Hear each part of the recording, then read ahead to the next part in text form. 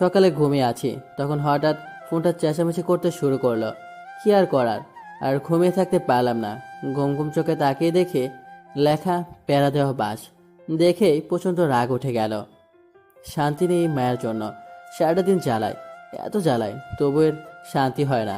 আমি ফোনটার দিকে তাকিয়ে বললাম, আরে আপনার আবার অন্য কিছু মনে করবেন না, এটা হচ্ছে আমার চাচাতো বোন, নাম মায়া। এর জ্বালাতনের কারণে লিখে রাখছি প্যারা দেওয়া বাস। সারাদিন জ্বালায়, যেখানে যায় সেখানে।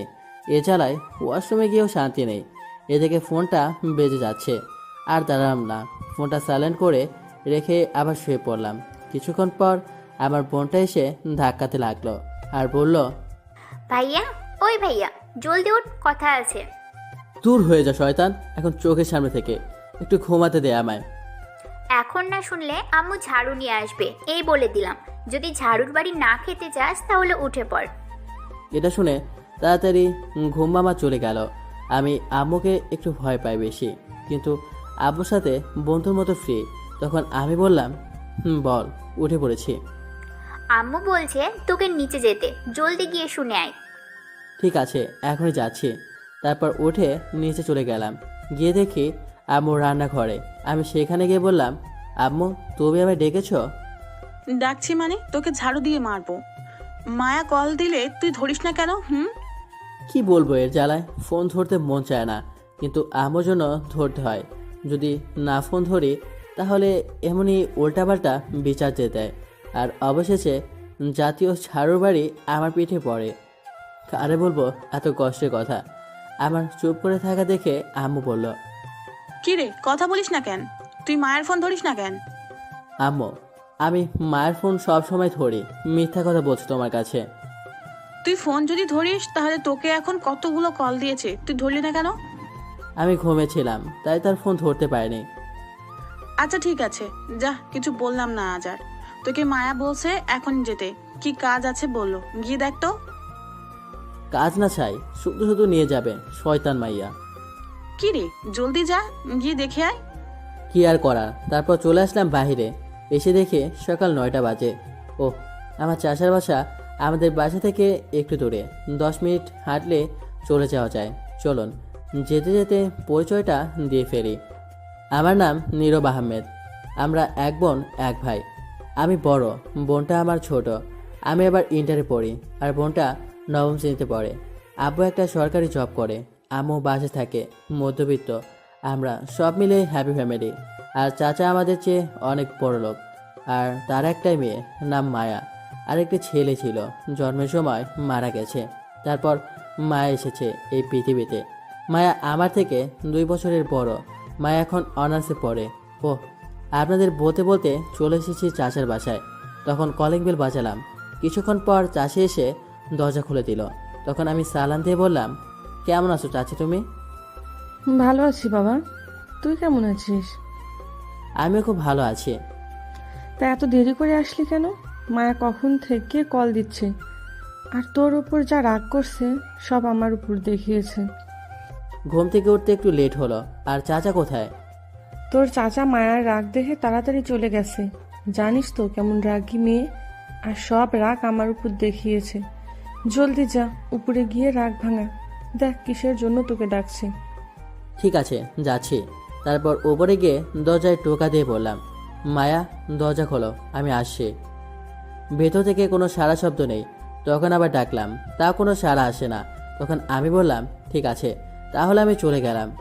এটা বলে যে পেছনে ফিরলাম, সাথে সাথে দরজা খুলে একটা টান দিয়ে রুমের দিকে দেয়ালের সাথে আমায় ধাক্কা দিয়ে জোরে গলা চেপে ধরলো, আর রাগী গলায় বলল, তোকে আমি কতবার কল দিয়েছি, তুই আমার কল রিসিভ করিস নাই কেন? হ্যাঁ, এতটা জোরে গলা চেপে ধরলো আর কথা বলতে পারছি না, আর প্রচণ্ড ব্যথা পাচ্ছিলাম।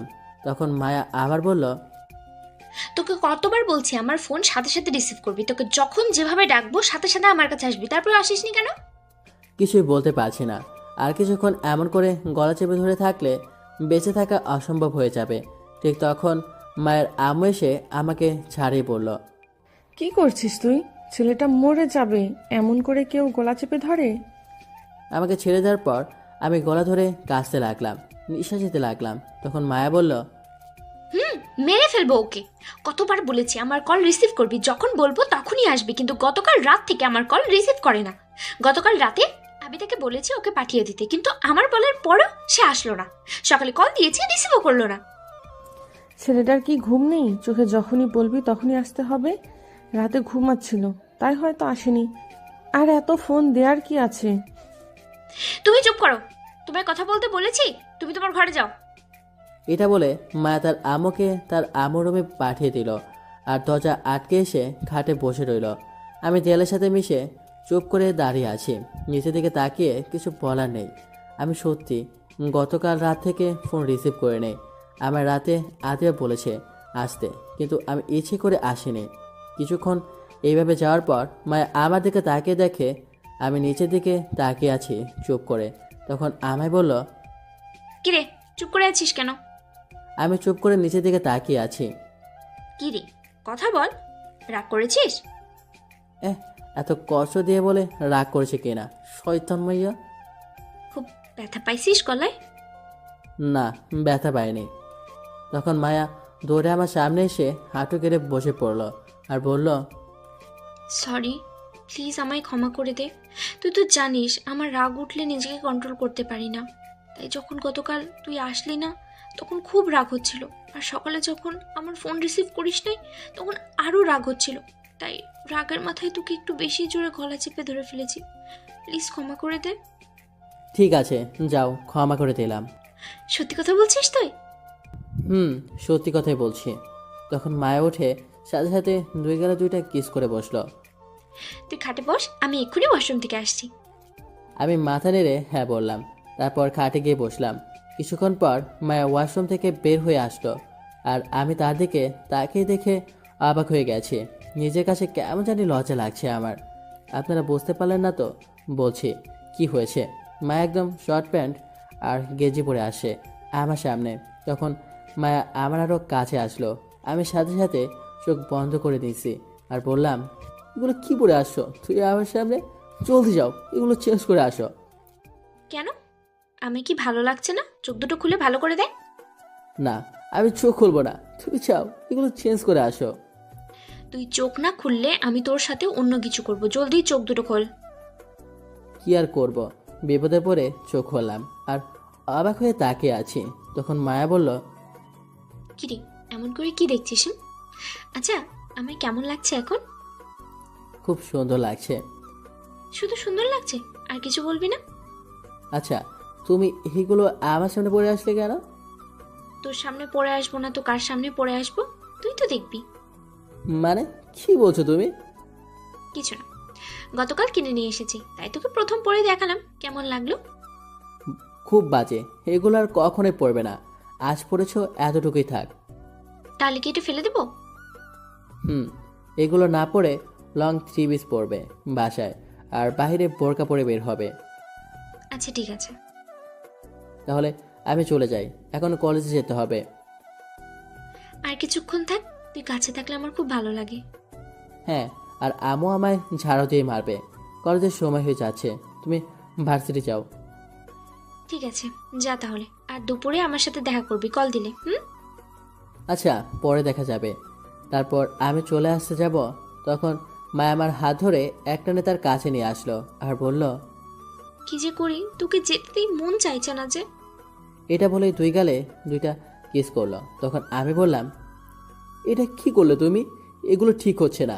আমরা কিন্তু বলতে গেলে ভাই বোন, আর আমরা এখন বড় হয়েছি, মানুষ দেখলে খারাপ ভাবতে পারে। কিসের ভাই বোন? আমি তো সেইগুলো কিচ্ছুই ভাবি না। যে যাই ভাবতে থাকো, আমি তো তোকে নিজের করেই পেতে চাই। আমি চলে যাচ্ছি। তখন মায়া বলল। মায়া চলে যেতে তখন আমি নিচে চলে আসলাম। আসার পর চাচিকে বললাম চলে যাচ্ছি। তখন চাচি বলল খেয়ে যেতে, কিন্তু আমি বললাম দুপুরে এসে খাবো। তারপর বাসায় এসে ফ্রেশ হয়ে রেডি হয়ে বের হয়ে পড়লাম কলেজ যাওয়ার জন্য। তখন সামনে দেখলাম জাহিদ যাচ্ছে। ও, জাহিদ আমার বন্ধু, আরও বন্ধু আছে, সাথে থাকুন, সব জানতে পারবেন। তখন আমি দৌড়ে গিয়ে বললাম, কী রে, তুই আমায় আজ একা রেখে চলে যাচ্ছিস? একবার ফোন করে বলতে পারতি। ফোনে টাকা নাই, তাই ফোন দিতে পারিনি। আমি মনে করেছি তুই চলে গিয়েছিস। আচ্ছা চল, সময় কম। তারপর আমরা হেঁটে যেতে লাগলাম। যেই কলেজে পড়ি আমাদের বাসা থেকে অনেকটা দূরে, সিএনজি দিয়ে যেতে হয়।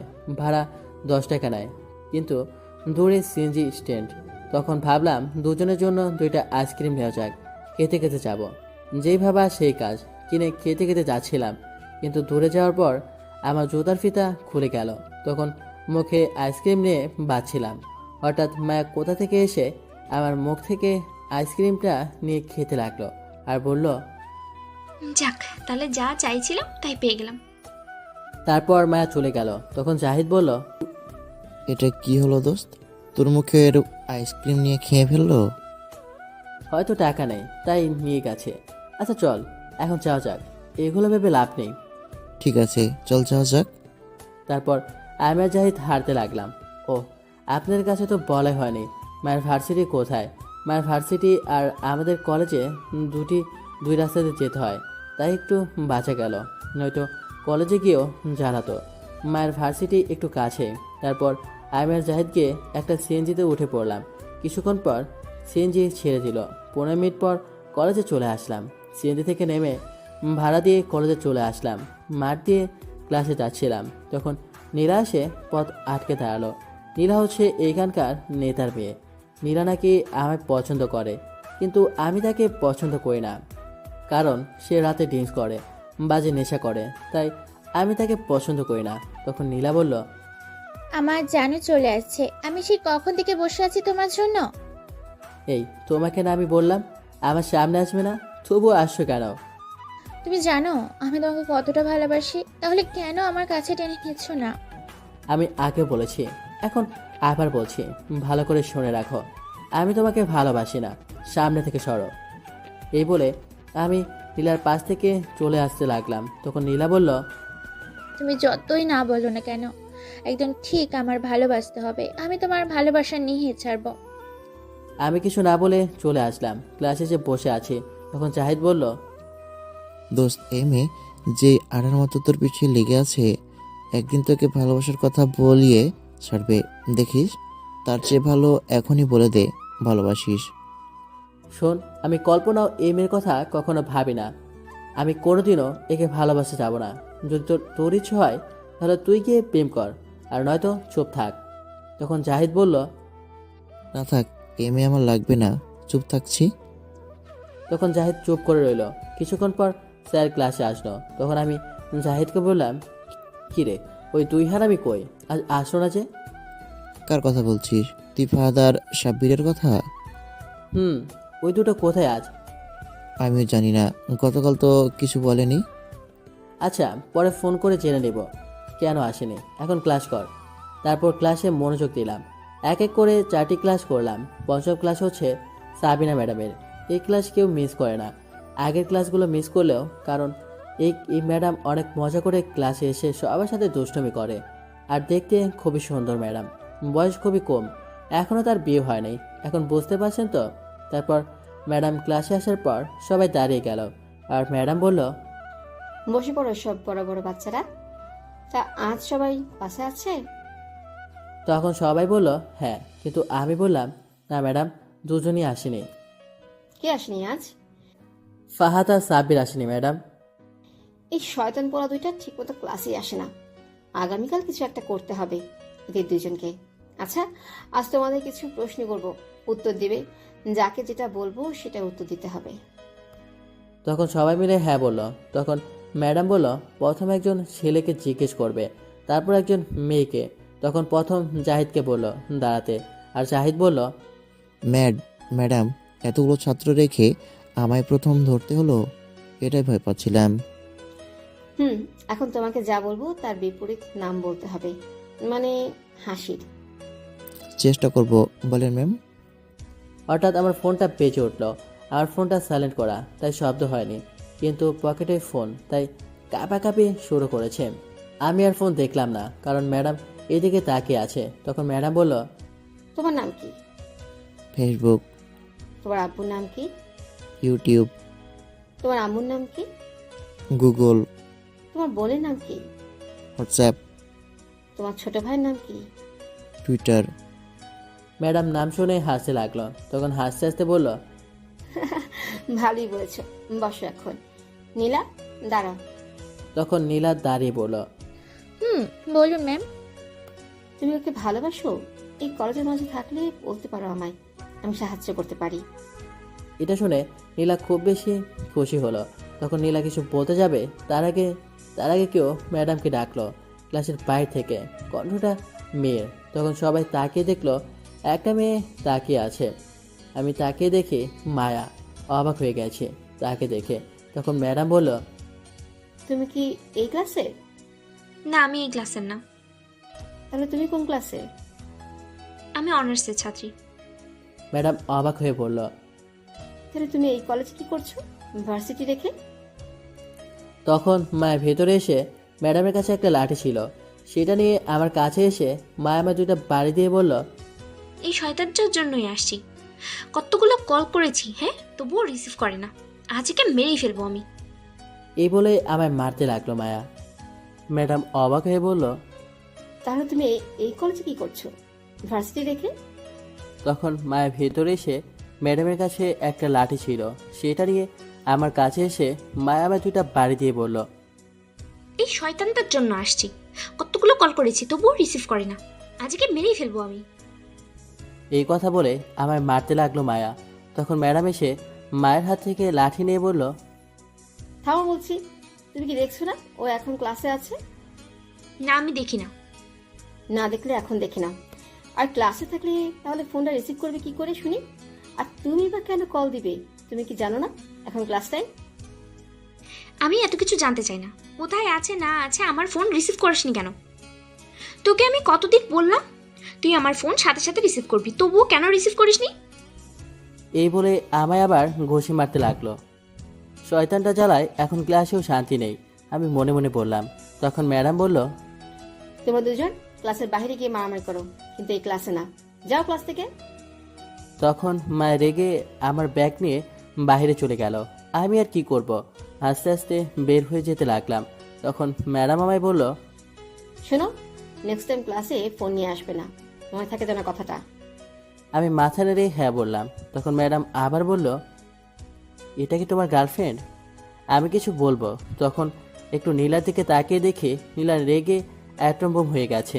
তখন আমি মনে মনে বললাম, এখন এখন মায়া তো নেই, থাক আর চাচাতো বোন বলবো না। হ্যাঁ বলেই দে, অন্তত পক্ষে নীলা তো পিছু ছাড়বে। আমি চুপ করে আছি বলে তখন ম্যাডাম আবার বলল, কি হলো বলো, লজ্জা না পেয়ে সত্যি কথাটা বলে ফেলো। তখন আমি ম্যাডামকে উদ্দেশ্য করে বললাম, ম্যাডাম, আমার গার্লফ্রেন্ড। আমিও বুঝতে পারছি অনেক রাগী মেয়ে, আর দেখে যা বুঝতে পারছি তোমাকে অনেক ভালোবাসে। ম্যাডাম, এখন যাই আমি এই বলে ক্লাসের বাইরে চলে আসলাম। এসে দেখি মায়া কলেজ থেকে বের হয়ে যাচ্ছে। তখন আমি দৌড়ে মায়ের কাছে গিয়ে কিছু বলতে যাব। তখন মায়া আমায় আমার ব্যাগ দিয়ে মারতে লাগলো আর বলল, তোকে আমি কতদিন বললাম তুই আমার ফোন সাথে সাথে রিসিভ করবি, তবুও কেন রিসিভ করিসনি? তখন আমি মায়াকে বললাম, তুমি ভার্সিটি রেখে কলেজে আসলে কেন, এটা আগে বলো, এখন না তোমার ক্লাস টাইম। আগে তুই বল আমার ফোন কেন রিসিভ করিসনি? যা বাবা, ক্লাসে কি করে ফোন রিসিভ করব? তুমি কি জানো না ক্লাসে ফোন নিয়ে যাওয়া নিষেধ? সেখানে কি করে কথা বলবো? কেন? তুই ফোন নিয়ে বাইরে চলে আসতে তাহলে কি পায়ে ব্যথা করতো? আচ্ছা সরি, এখন বলো কিসের জন্য কল দিলে আমায়? তখন মায়া আমার গলা চেপে ধরে বলল, নেক্সট টাইম যেন আর না হয়, তাহলে কিন্তু তোর খবর আছে। তারপর ছেড়ে দিল আর বলল, আয়, আমার সাথে গেলেই বুঝতে পারবি। আমি মাথা নেড়ে হ্যাঁ বললাম। তারপর পিছু পিছু যেতে লাগলাম।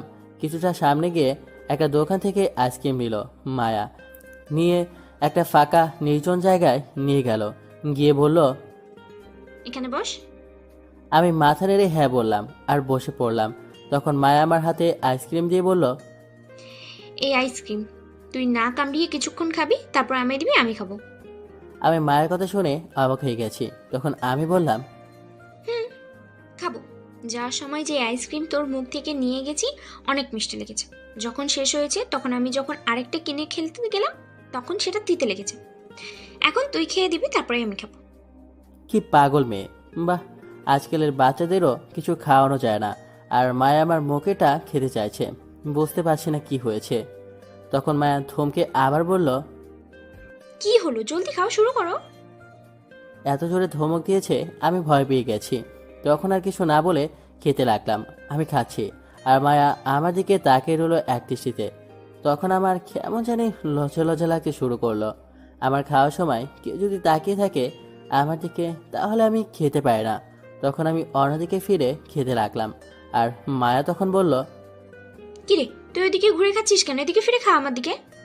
কি আর করব। তখন তার দিকে ফিরে খেতে হলো। কিছুক্ষণ পর মায়া টান দিয়ে আইসক্রিম নিয়ে বলল, আর পাবো না, এখন দে জলদি। তখন মায়া আইসক্রিম তার মুখে দিয়ে চোখ বন্ধ করে ফেললো আর বলল, সত্যি তোর ঠোঁটের ছোঁয়া যেন এই আইসক্রিমকে মধুর মতো করে তুলেছে। এই বলে মায়া খেতে লাগলো। আমি আর কি করব, তাকিয়ে দেখতে লাগলাম। কিছুক্ষণ পর মায়ের খাওয়া শেষ হলে বলে, আমি আরেকটা নিয়ে আসছি, দাঁড়া। আর না, এখন আমি বাসায় যাব। তুমি আমায় মারলেও আর পারবো না। ঠিক আছে, তাহলে বিকেলে একটা আইসক্রিম নিয়ে আমার বাসায় আসবে। এখন বাসায় যা, আমি ভার্সিটি থেকে বইগুলো নিয়ে আসছি। আচ্ছা ঠিক আছে। তারপর আমি সেখান থেকে চলে আসলাম আর এসে একটা সিএনজিতে উঠে বসে বসে ভাবতে লাগলাম, মায়ের এমনটা করা কি ঠিক হচ্ছে?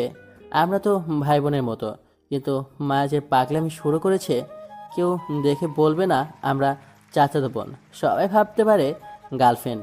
এতটা ঘনিষ্ঠ হওয়া উচিত নয়। মায়ের থেকে দূরে দূরে থাকতে হবে আমায়, না হলে দুজনের নামে খারাপ কথা উঠবে, এমনকি দুই পরিবারের সম্পর্ক নষ্ট হবে। আমি ভাবতে ভাবতে চলে আসলাম। এসে সিএনজি থেকে নেমে ভাড়া দিয়ে বাসায় চলে আসলাম। এদিকে মায়া তার ভার্সিটি গিয়ে তার বইগুলো নিয়ে তার বান্ধবী অহনার সাথে আসছিল। তখন অহনা বলল, কিরে, তখন এত রেগে কোথায় গিয়েছিলি তুই? কোথায় আবার যাব, নীরবের কলেজে গিয়েছিলাম, শয়তানটা ফোন ধরছিল না। তখন অহনা অবাক হয়ে মায়াকে বলল, কি, তুই কলেজে গিয়েছিলি? কি করবো বল, শয়তানটা কি জাদু করেছে, থাকতেই পারি না তাকে না দেখে। এমনকি না দেখে কি, না কথা বলেও থাকতে পারি না। ও, বুঝতে পারছি, তুই ভালোবেসে ফেলেছিস। আরো 1 বছর আগে থেকেই ভালোবাসি। বলিস কি? তাহলে বলে ফেল। এখানেই তো সমস্যাটা বলতে গেলে, কারণ ও আমায় চাচাতো বোনের চোখে দেখে। এর চোখের নামে ইজ্জতপুর থানায় মামলা করা দরকার। না, সেটাও করা যাবে না, তাহলে আমার থেকে দূরে চলে যাবে। ও, এই সমস্যা। শোন তাহলে, তোকে আমি একটা প্ল্যান বলছি। তুই যদি এই কাজ করতে পারিস তাহলে 100% তোকে ভালোবাসবে। তাহলে জলদি বল। এখন না, আজ বিকেলে আমার বাসায় আসবি, তখন বলবো। আচ্ছা ঠিক আছে। আরেকটা কথা কি জানিস, আসার সময় আইসক্রিম খেয়েছি, ওর খাওয়া আইসক্রিম। তার মানে তুই তার খাওয়া আইসক্রিম খেতে গিয়েছিলি? কি করবো বল, আমি নিজে কিনে খেতে গেলে দিতে লাগে, তাই গিয়েছি তার খাওয়া আইসক্রিম খেতে, মিষ্টি লাগে অনেক। তুই তো কিস করলেই হয়, আইসক্রিম না খেয়ে। এটা যদি এখন করতে যাই তাহলে রাগ করবে আর আমার সামনেই আসবে না। এখন তো বকা দিয়ে সামনে নিয়ে আসি, তখন আর আসবেই না। যে করেই হোক, যে কোনো কিছুর বিনিময়ে হোক, আমি ওকে আমার চাই। পাবি, চিন্তা করিস না। আজ বিকেলে আমার বাসায় আসবি কিন্তু। আচ্ছা ঠিক আছে, আসবো। এখন বাসায় যা, তোর বাসায় এসে গিয়েছিস। এ কি রে, আমরা এতটা পথ কথা বলতে বলতে চলে এসেছি। এখন বাসায় যা। আচ্ছা ঠিক আছে। তারপর মায়া চলে গেল তার বাসায় আর অহনা চলল তার বাসার উদ্দেশ্যে। এদিকে আমি বাসায় আসার পর আম্মু আমায় দেখে বলল, কি রে, আজ এত তাড়াতাড়ি চলে এলি কলেজ থেকে, কারণ কি? তখন আমি একটু মজা করে বললাম, এতদিন স্যার আমাদের ছুটি দিত, আজ আমরা স্যারদের তাড়াতাড়ি ছুটি দিয়ে চলে আসছি। তখন আম্মু একটু রাগী গলায় বলল, বুঝতে পারছি, ঝাড়ু নিয়ে আসা লাগবে। তখন আমি করুণ গলায় বললাম, কথায় কথায় এই জাতীয় ঝাড়ুর কথাটা বলো কেন? জানো ভয় লাগে, তবুও বলো। হয়েছে, এখন বল, কি জন্য তো তাড়াতাড়ি চলে এলি কলেজ থেকে? তোমার জন্য দেখছি তাড়াতাড়ি বাসায় ফেরাও যাবে না, আজ একটু তাড়াতাড়ি ছুটি দিয়েছে কলেজে। আচ্ছা ঠিক আছে, যা। আদিবাসী আম্মু? রুমে আছে। তারপর আমি আমার রুমে চলে আসলাম।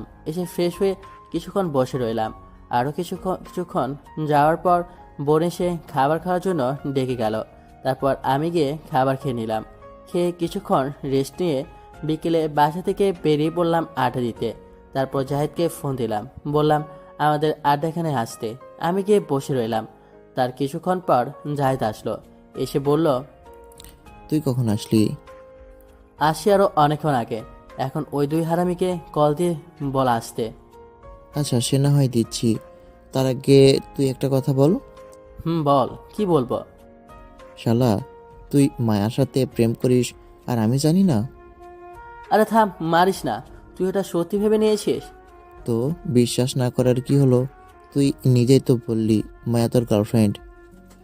আরে তখন এটা বলেছি যাতে নীলা আমার পিছু ছাড়ে। আর মায়া আমার গার্লফ্রেন্ড হতে যাবে কেন? মায়া আমার চাচাতো বোন, আমি বোনের মতো দেখি। দেখিস, আবার বইয়ের মতো দেখিস না যেন। যে যুগ আসছে, মামাতো বোনকে বিয়ে করছে, আর এখন তো চাচাতো বোন কিছুই না। চুপ কর তো তুই। আমি মায়াকে বোনের মতো দেখি, এইগুলোর কিছুই না, বুঝতে পেরেছিস? বুঝতে পারছি। আমি তো সত্যি মনে করেছি। তুই তো জানিস নীলা কেমন মেয়ে, আর আমি নীলাকে পছন্দ করি না। আচ্ছা সারা দেখিস তো আমি কেমন চালাই। আমি না করেছি তবুও কথা শুনছে না। তাই ম্যাডাম যখন জিজ্ঞেস করলো আর না করলাম না, হ্যাঁ বলে দিলাম। কারণ নীলা এটা শুনে পিছু ছাড়বে আমার। নীলা কখনো তোর পিছু ছাড়বে না। নিশ্চয়ই পিছু ছাড়বে, এটা যেহেতু শুনতে পেরেছে। তুই ভাবলি কি করে তোর পিছু ছাড়বে এই মেয়ে? তুই জানিস কি হয়েছে তুই আসার পর? কেন, কি হয়েছে? তুই যখন এটা বলে ক্লাসে চলে আসছিস, তখন নীলা তার সমস্ত বই ছুঁড়ে ফেলে দিয়ে আর চিৎকার করে বলছে, জানিস, তুই শুধু নীলার আর কারো না। নীলা যদি তোকে না পাই তাহলে সে তোকে কার হতে দিবে না। এমনকি তোর আশেপাশে যে থাকবে তার জীবন কেড়ে নেবে। আর মায়াকে সে ছাড়বে না। এটা বলে কান্না করতে করতে চলে যায়। পাপ্পা, এই মেয়ে দেখি আরও ডেঞ্জারাস। এখন কি করবি বল? চিন্তা নেই, মায়াকে কিছু করতে পারবে না। মায়ের সামনে গেলে মায়ের চুল কেটে দিবে। তার মামা হচ্ছে সেনাবাহিনীর মেজর। নীলার বাবার আর কতটুকু পাওয়ার? আরে আমি মায়ের কথা বলছি না, আমি তোর কথা বলছি। তোকে যদি উঠিয়ে নিয়ে যাই? আরে না, কিছু হবে না, দেখিস। দেখা যাবে। তখন আমি কিছু বলতে যাব, তার আগে আমার ফোনটা বেজে উঠলো। তাকে দেখি মায়া ফোন করেছে। তখন জাহিদ বলল, কে ফোন দিয়েছে নীলা? না, আর কে দিবে মায়া ছাড়া? ও আচ্ছা, কথা বলো। তো ফোনটা তুই রিসিভ করে বল নীরব এইখানে নেই, ফোনটা রেখে কোথাও গিয়েছে, আমি এখন কথা বলতে পারবো না। তখন জাহিদ ফোনটা রিসিভ করে বলল, ঠিক আছে, আমি বলছি, ফোনটা দে। হ্যালো, কে বলছেন আপনি? তুই কি আগে সেটা বল। তখন জাহিদ ফোনটা চেপে ধরে আমায় বলল, দোস্ত, এই মেয়ে তো প্রচণ্ড রেগে আছে মনে হচ্ছে, যেভাবে ধমক দিচ্ছে আমায়। আরে কথা বল, নয়তো বুঝতে পেরে যাবে। ও আচ্ছা, বলছি। তখন জাহিদ মায়াকে বলল, আমি জিহাদ বলছি, নীরবের বন্ধু। তুই কে এটা আমি শুনতে চাই না। দেখ, রাগ উঠাস না, তাহলে কিন্তু তোকে এসে মেরে হাত পা ভেঙে দেবো। নীরবের কাছে ফোনটা দে, এত কথা না বলে। দেখুন, নীরব আমায় আপনাকে বলতে বলেছে। ও এখানে নেই এখন, ফোন রাখেন। আসলে আমি ফোন দিব। কেমনটা লাগে বলেন তো? আমি বললাম কি আর ও বললো কি? তখন আমি জাহিদকে ঘুষি দিয়ে বললাম, শালা তোকে আমি বললাম আমি এইখানে নেই বলতে, আর তুই বলে দিলি। তখন জাহিদ আমার কাছে ফোনটা দিয়ে বলল, নে, তুই কথা বল। এমন শিশু পোলাটারে হাত পা ভাঙার হুমকি দেই তোর? তুই কথা বল। মেয়েদের হাতে মার খাওয়ার ইচ্ছে আমার নেই। তখন আমি ফোনটা নেওয়া মাত্র মায়া বলল, শয়তান বান্দর, তুই এখনই 3 মিনিটের মাঝে আমার বাসায় আয়, তারপর তোকে বোঝাচ্ছি মিথ্যা কথা বলা। তখন আমি বললাম, আমি যেতে পারবো না, আমার কাজ আছে। তোর কাজকে আমি গুলি করে মারবো বলছি, এক্ষুনি আয়। না, আমি আসতে পারবো না। আসবি না তাহলে? না, আসবো না। তখন মায়ের কিছু না বলে ফোনটা কেটে দিল। আমি ফোনটা পকেটে রেখে দিলাম। তখন জাহিদ বলল, কি রে, তুই না করলি কেন? গিয়ে দেখা করে আসতি। তুই তো বসে আছিস। চুপ কর তো, এ জ্বালা কি একটু আড্ডাও দিতে পারবো না? যেখানে যাই সেখানে এর ফোন সারাদিন চালায়, আর ভালো লাগছে না, যা করার করুক। হঠাৎ তখনই কেউ আমার পেছন থেকে কলার চেপে ধরলো। আমি পেছন ফিরে দেখতে যাব, তখন জাহিদ উঠে দৌড়ে চলে গেল। আমি পেছনে তাকিয়ে দেখি মায়ের রাগী দৃষ্টিতে তাকিয়ে আছে, আর হাতে একটা লাঠি নিয়ে আসছে। আমি তো ভয়ে শেষ।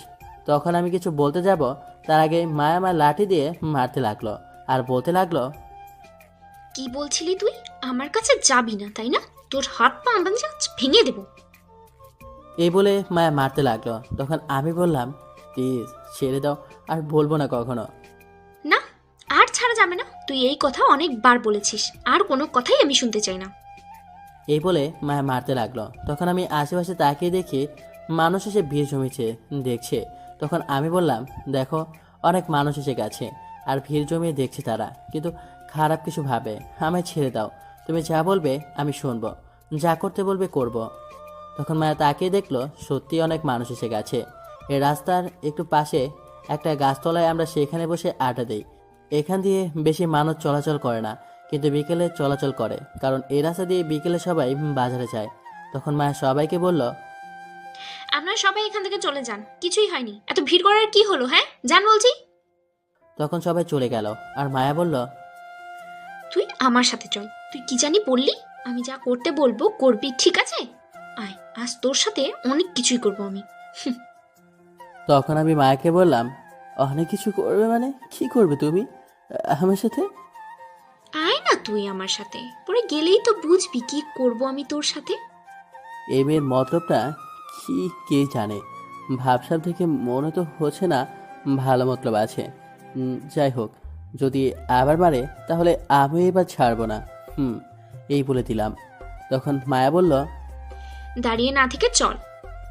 তখন আমি বললাম, না আমি যাবো না তোমার সাথে। না গেলে সত্যি মারবো এখন। যাবি কি না?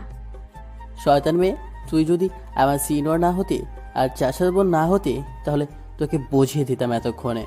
তখন মায়া আবার বলল, কি রে, কি ভাবছিস? কিছু না। চল তাহলে। তুই বলছিস আমি যা বলবো করবি, এখন চল। এই বলে তখন মায়া আমার হাত ধরে টেনে নিয়ে যেতে লাগলো, কিন্তু অনেকটা রাস্তা দিয়ে নিয়ে যেতে লাগলো আমায়। তখন আমি খেয়াল করলাম এটা তো আমার বাসার রাস্তা অথবা মায়ের বাসার রাস্তা না, অন্য রাস্তা দিয়ে নিয়ে যাচ্ছে। তখন আমি মায়াকে জিজ্ঞেস করলাম, কোথায় নিয়ে যাচ্ছ আমায়? এদিক দিয়ে, এটা তো বাসার রাস্তা নয়। তখন মায়া হাসতে হাসতে বলল, চুপ করে আয়, অনেক কিছুই করার আছে। কতদিন অপেক্ষায় ছিলাম এই দিনটার জন্য। কোনো কথা না বলে আয়। তখন আমি কিছুটা ভয় পেয়ে গেলাম মায়ের কথা শুনে, কারণ এই মায়া অনেক রাগী মেয়ে, আবার মারবে না তো এটা ভেবে ভয় লাগছে। কিছুক্ষণ পর মায়া একটা বাসের সামনে নিয়ে গেল, গিয়ে তখন টেনে আমায় ভিতরে নিয়ে গেল। মায়া ভিতরে নিয়ে যাওয়ার পর দেখি একটা মেয়ে উল্টো থেকে ফিরে রয়েছে দাঁড়িয়ে। তখন মায়া তাকে উদ্দেশ্য করে বলল, কি রে অহনা, আঙ্কেল আন্টি কোথায় আজ?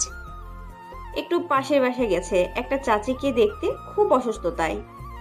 অহনা এদিকে ফিরে দেখলো আমি মায়ের সাথে আসি। তখন অহনা বলল, এ কি নীরব ভাইয়া, আপনি কেমন আছেন? আসলে অহনা আমায় আগে থেকেই চিনে, কারণ মায়া পরিচয় করে দিয়েছিল একদিন, আর ভাইয়া বলে ডাকতে বলেছে, আর সেখান থেকে আমিও চিনি। তখন আমি অহনাকে বললাম, এই তো আছি কোনো মতে বেঁচে আর কি। কেন, কি হয়েছে? আমি কিছু বলতে যাব, তখন মায়া বলল, থাক, আর কিছু জিজ্ঞেস করা লাগবে না, আমি নিয়ে আসছি। আর শোন, তোর রুমটা আমার লাগবে, এখন আমাদের কাজ আছে। তুই বলেও আসতে পারবি না যতক্ষণ না আমি বলি। কি ব্যাপার, কি মতলব তোর? সেটা তোকে বলতে যাব কেন? তোকে যেটা বললাম সেটা করবি। আর তোর খাটের নিচে লাঠি আছে তো? আছে। আচ্ছা ঠিক আছে, তুই থাক, আমি যাচ্ছি। আচ্ছা ঠিক আছে, যা। তারপর মায়া আমায় টেনে নিয়ে গেল অহনার রুমে, গিয়ে দরজা বন্ধ করে দিল। তখন আমি বললাম, কি করছো কি তুমি? দরজা বন্ধ করছো কেন? তুমি দরজা খুলে দাও। স্টপ! তখন মায়া কিছু না বলে আমায় ধাক্কা দিয়ে খাটে ফেলে দিল, আর সাথে সাথে তার জর্জেট ওড়না দিয়ে হাত বেঁধে ফেললো। তখন আমি আবার বললাম, কি করছো কি তুমি? পাগল হয়ে গেছো নাকি? কি সব উল্টাপাল্টা কাজ করছো? আমি বলছি না কোনো কথা বলবে না, চুপ করে থাকো। তখন আমি উঠে বসে চাইলাম। তখন মায়া আমায় আবার ধাক্কা দিয়ে শুয়ে দিল আর উঠে আমার বুকের উপর বসলো। তখন আমার কাঁধে একটা কিস করলো, আর আস্তে আস্তে কিস করতে করতে উপরে উঠতে লাগলো। এক পর্যায়ে সারা মুখে কিস করতে লাগলো। তখন মায়া বলল, তোর ঠোঁটগুলো আমি সারাক্ষণ বিরক্ত করে। কখন তাকে আদর করব, তুই কাছে থাকলে নিজেকে সামনে রাখতে পারি না। অনেক ভালোবাসি তোকে। এই বলে মায়া সারা মুখে কিস করতে লাগলো। তখন আমি বললাম, কেন এমনটা করছো? আমরা চাচাতো ভাই বোন, ভালোবাসা এটা হয় না, প্লিজ। তখন মায়া বলল, কে বললো হয় না? দুটি মন এক হলেই সব হয়। না হয় না, প্লিজ ছাড়ো আমায়। সবাই খারাপ ভাবে, আর আমি এটা চাই না। আর সমাজের মানুষ খারাপ ভাবে, প্লিজ থামো, এগুলো করো না। কেউ কিচ্ছু ভাবে না। আমাদের ক্লাসের ফারিয়া তার চাচাতো ভাইয়ের সাথে প্রেম করছে, আর আমার এক বান্ধবী, তার বান্ধবী তার মামাতো ভাইকে বিয়ে করেছে। তারা যদি প্রেম করতে পারে, বিয়ে করতে পারে, তাহলে আমরা করলে সমস্যা কোথায়? প্লিজ বাধা দিস না, আমি আদর করতে দে। 1 বছর ধরে তোকে ভালোবাসি, কিন্তু বলতে পারি না। আমি আর পারছি না নিজেকে সামলে রাখতে। প্লিজ আমায় একটু আদর করতে দে, অনেক ভালোবাসি তোকে। তারা যা খুশি করুক, তা আমার দেখার দরকার নেই। আমাদের মাঝে এই সম্পর্ক হবে না। প্লিজ আমায় ফিরিয়ে দিস না, তুই চাইলেই হবে। আমি তোকে অনেক ভালোবাসি। কিন্তু আমি ভালোবাসি না, আমি তোমাকে বোনের মতো দেখি, প্লিজ ছাড়ো। কেন বুঝতে পারছিস না? আমি তোকে অনেক ভালোবাসি, তুই আমার বোনের মতো ভাবিস, কিন্তু আমি তেমন কিছুই ভাবি না। আমি তোকে ছাড়া থাকতে পারবো না, অনেক ভালোবাসি। দেখো, আমার কিন্তু এখন রাগ উঠে যাচ্ছে, ছাড়ো বলছি। আমি তোমাকে ভালোবাসি না, সরো আমার উপর থেকে। তখন মায়া শক্ত করে জড়িয়ে ধরে কান্না করতে করতে বলল, প্লিজ তোর মনে আমায় একটু জায়গা দে। আমার কিচ্ছু লাগবে না, শুধু তুই হলেই হবে। অনেক ভালোবাসি তোকে, আমি পারবো না থাকতে তোকে ছাড়া। দেখো, আমি তোমাকে আবারও বলছি, আমি তোমাকে ভালোবাসি না, বোন হিসেবে ভালোবাসি, আর কিছুই না। সরো এখন। না, আমি সরবো না। মা এটা বলেই আমার শার্ট খুলতে লাগলো। তখন আমি বললাম, কি করছো তুমি এইগুলো? আমার শার্ট কেন খুলছো? কিন্তু মায়া আমার কোনো কথাই শুনছে না। আমার শার্টের সব বোতাম খুলে ফেললো, আর তখন মায়া আমায় কিস করতে লাগলো সারা মুখে। তখন আমি কিছু বলতে যাব, তার আগে তার ঠোঁট দিয়ে আমার কথা বলা বন্ধ করে দিল, আর কিস করতে লাগলো। এক পর্যায়ে পাগলের মতো টেনে আমার ঠোঁট খেতে লাগলো। আমার হাত বাঁধা বলে কিছু করতেও পারছি না। মায়া আস্তে আস্তে আরও পাগলামি শুরু করতে লাগলো। আমি কি করব বুঝতে পারছি না। এখন যদি মায়াকে না আটকানো যায়, তাহলে সত্যি কিছু একটা করে ফেলবে। ঠিক তখনই অনায়াসে দরজার ফাইট থেকে বলল, মায়া, জলদি দরজা খোল, আব্বু আম্মু চলে আসবে, এক্ষুনি দরজা খুলে বাহিরে আয়। এদিকে মায়ের কোনো খেয়ালই নেই বাইরে থেকে কে কি বলছে। তখন আবার অহনা বলল, মায়া, দরজা খুলে বাহিরে আয় জলদি। এবার মায়া শুনতে পেল আর বলল, আমার আরো কিছুক্ষণ লাগবে। প্লিজ তোর পায়ে পড়ি, জলদি বেরিয়ে আয়, নয়তো আব্বু আম্মু এসে দেখলে আমায় সন্দেহ করবে। ঠিক আছে, আসছি, দাঁড়া। এই বলে মায়া আমার ওপর থেকে নেমে গিয়ে দরজা খুলে দিল। আর অহনা তখন ঘরে এসে পড়ল আর দেখলো আমায় ওড়না দিয়ে বেঁধে খাটে ফেলে রেখেছে, শার্টের বোতাম খোলা। তখন অহনা বলল, ছি, কি করছিলি তুই এগুলা? পাগল হয়ে গেছিস নাকি? বিয়ের আগে এসব? পাগল হয়ে গেছে ওর প্রেমে, আর ওকে পাওয়ার জন্য আমি সবকিছুই করতে পারি। তাই বলে এখনই এসব করতে হবে? তখন মায়ার কিছু বলল না, চুপ করে রইল। তখন আমি অহনাকে বললাম, অহনা, আমার হাতের বাঁধনটা খুলে দাও তো। তখন মায়া বলে উঠল, না, খুলবে না। তুই আগে বল আমায় ভালোবাসিস। অহনা, কি বললাম? আমার বাঁধন খুলে দিতে। তখন অহনা এসে আমার হাতের বাঁধন খুলে দিল, আর আমি উঠে মায়ের কাছে গিয়ে টস করে 2টি চর বসিয়ে দিলাম। ছি, তুমি ভাবলে কি করে এইগুলো? তুমি আমার চাচাতো বোন, আমি তোমাকে বোনের মতো দেখি। তোমার ডাকে আসি বলে এই নয় যে আমি তোমাকে ভালোবাসি। তুমি আমার চাচাতো বোন বলে বেঁচে গেলে, নয়তো আরও কয়েকটি চর দিতাম। আমায় আর কখনো ফোন দেবে না তুমি। আজ থেকে এমনকি সামনে পর্যন্ত আসবে না। মনে রেখো, আজ থেকে তোমার আমার কোনো সম্পর্ক নেই। তোমার বাসায় আর আমায় ডাকবে না। আমি এই বলে চলে আসতে যাব, তখন মায়া আমার হাত ধরে বলল, প্লিজ তুই এমনটা করিস না। আমি থাকতে পারবো না তোকে ছাড়া, এক মুহূর্তের জন্যও পারবো না তোকে ছাড়া থাকতে। আমি পারবো না, অনেক ভালোবাসি তোকে। তখন আমি মায়ের হাতটি ছাড়িয়ে বললাম, তোমার মাথায় যা ঘুরছে তা বাবা বন্ধ করে ফেলো। এই পড়ে দিলাম, আমার সামনে তো আসার কথাই নেই, আর কলও দিবে না আমায়। তারপর আমি সেখান থেকে চলে আসলাম। আর আসার পর অহনা তখন মায়াকে বলল, তুই কি করলি এটা? তোর এখন বলা ঠিক হয়নি। তুই আমার সব প্ল্যান নষ্ট করে দিলি। কি করবো বল, না বলে থাকতে পারছিলাম না যখন একটা কথা শুনতে পেয়েছি। কি কথা শুনতে পেয়েছিস? তুই নীলাকে চিনিস? চিনতে পারছি। কেন, কি হয়েছে?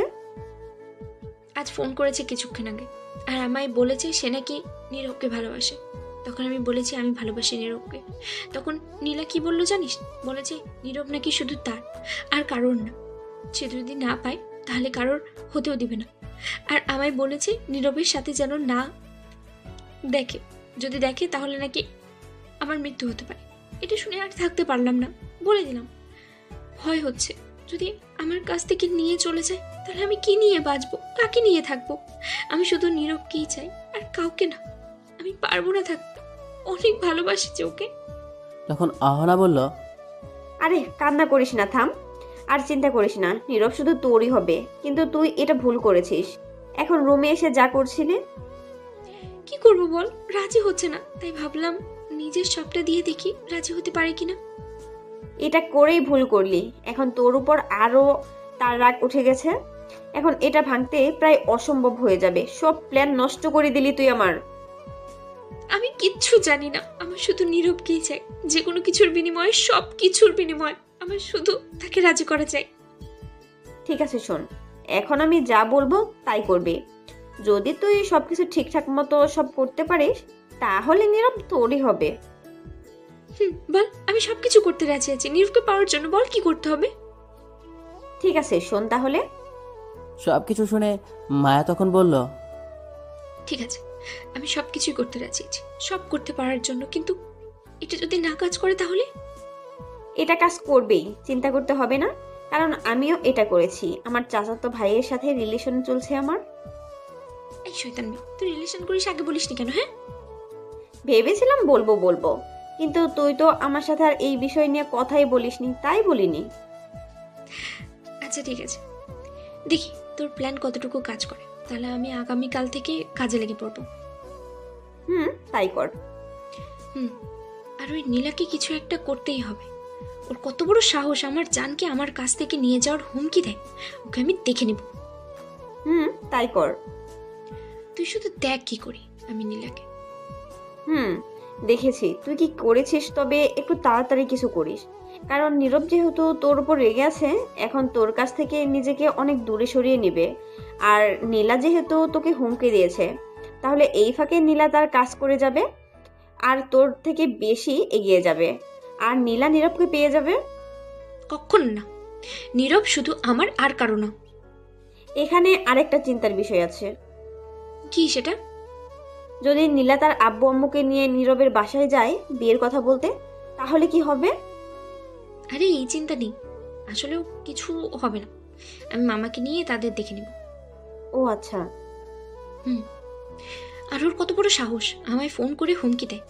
আর নীরব নাকি শুধু ওর, আমি নাকি নীরবকে ভুলে যেতে বলছে আমাকে।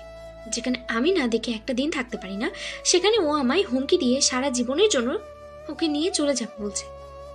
এটা কখনো হবে না, ও আমার জান। আচ্ছা এই টপিক এখানেই থাক। আমি যা বললাম তা করতে থাক আগামীকাল থেকে, তাহলে দেখবি পাখি নিজের থেকে এসে ধরা দিবে। এখন আয়, একটু ফুচকা খেয়ে আসি। আব্বু আম্মু চলে আসছে মনে হয়। এখন ফুচকা খেতে যাবি? চল। কিন্তু আমার তো ফুচকা খেতে মন চাইছে না। তাহলে কি খেতে মন চাইছে? আমার মন চাইছে ওর ঠোঁট খেতে, কত মিষ্টি ঠোঁট, কি টেস্ট। শয়তান মেয়ে কোথাকার, তোর কি একটু লজ্জা নেই? যা বাবা, লজ্জার কি হলো এখানে? যেটা সত্যি আমি তো সেটাই বলি।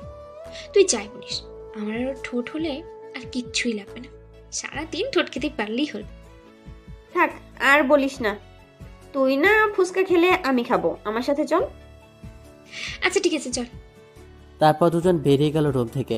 রুমের বাইরে এসে দেখে অহনার আব্বু আম্মু বসে আছে। তখন অহনা তার আব্বু আম্মুর সাথে কথা বলে বাসার বাইরে চলে আসলো মায়কে নিয়ে, আর ফুচকা খাওয়ার উদ্দেশ্যে যেতে লাগলো। ফুচকা দোকানে অহনা বাসা থেকে একটু দূরে না একটু সামনেই ফুচকা দোকান আছে। তারা ফুচকা খাওয়ার উদ্দেশ্যে যেতে লাগলো। এদিকে আমি অহনাদের বাসা থেকে বেরিয়ে আমার বাসায় যেতে লাগলাম, আর মনে মনে ভাবতে লাগলাম, ছি মায়া আমার সাথে এমনটা করবে আমি ভাবতেও পারিনি। আমরা তো ভাই বোনের মতো, তাহলে কেন এমনটা করছে মায়া? যেটা ভয় পাচ্ছিলাম সেটাই হলো। আম্মু আব্বু যদি জানতে পারে চাচাতো বোনের সাথে এইরকম সম্পর্কে জড়ানো হচ্ছিল, তাহলে আমার ওপর দিয়ে রাগ ঝাড়বে। আর সবাই জানার পর মান সম্মান সব শেষ হয়ে যাবে, আর সবশেষে দুই পরিবারের সম্পর্ক নষ্ট হয়ে যাবে। আর আমি কখনো পারবো না এমন একটা কাজ করতে। আজ থেকে আমার আর মায়ের বাড়িতে যাওয়া হবে না, এমনকি তার মুখটাও দেখবো না। এই বলে বাসায় চলে আসিলাম। তখন ফোন বেজে উঠলো। তাকিয়ে দেখি অপরিচিত নাম্বার। ফোন রিসিভ করার পর সালাম দিলাম। ওপাশ থেকে সালামের উত্তর নিয়ে বলল, কেমন আছো আমার মিষ্টি বর? তখন আমি রাগী গলায় বললাম, ফাজলামো রেখে বলেন কি আপনি, নয়তো ফোন কেটে দিলাম। আরে এত রাগ করো কেন তুমি? আমি তো নীলা। ও আচ্ছা, তাহলে তুমি আর আমায় কেন ফোন দিলেন এখন? আমি ফোন দিব না তো কে দিবে? তুমি আমার মিষ্টি বর। ধ্যাত, ফালতু কথা শোনার সময় নাই, ফোন রাখো। কি ব্যাপার, আজ এত রেগে আছো যে? কারণ কি?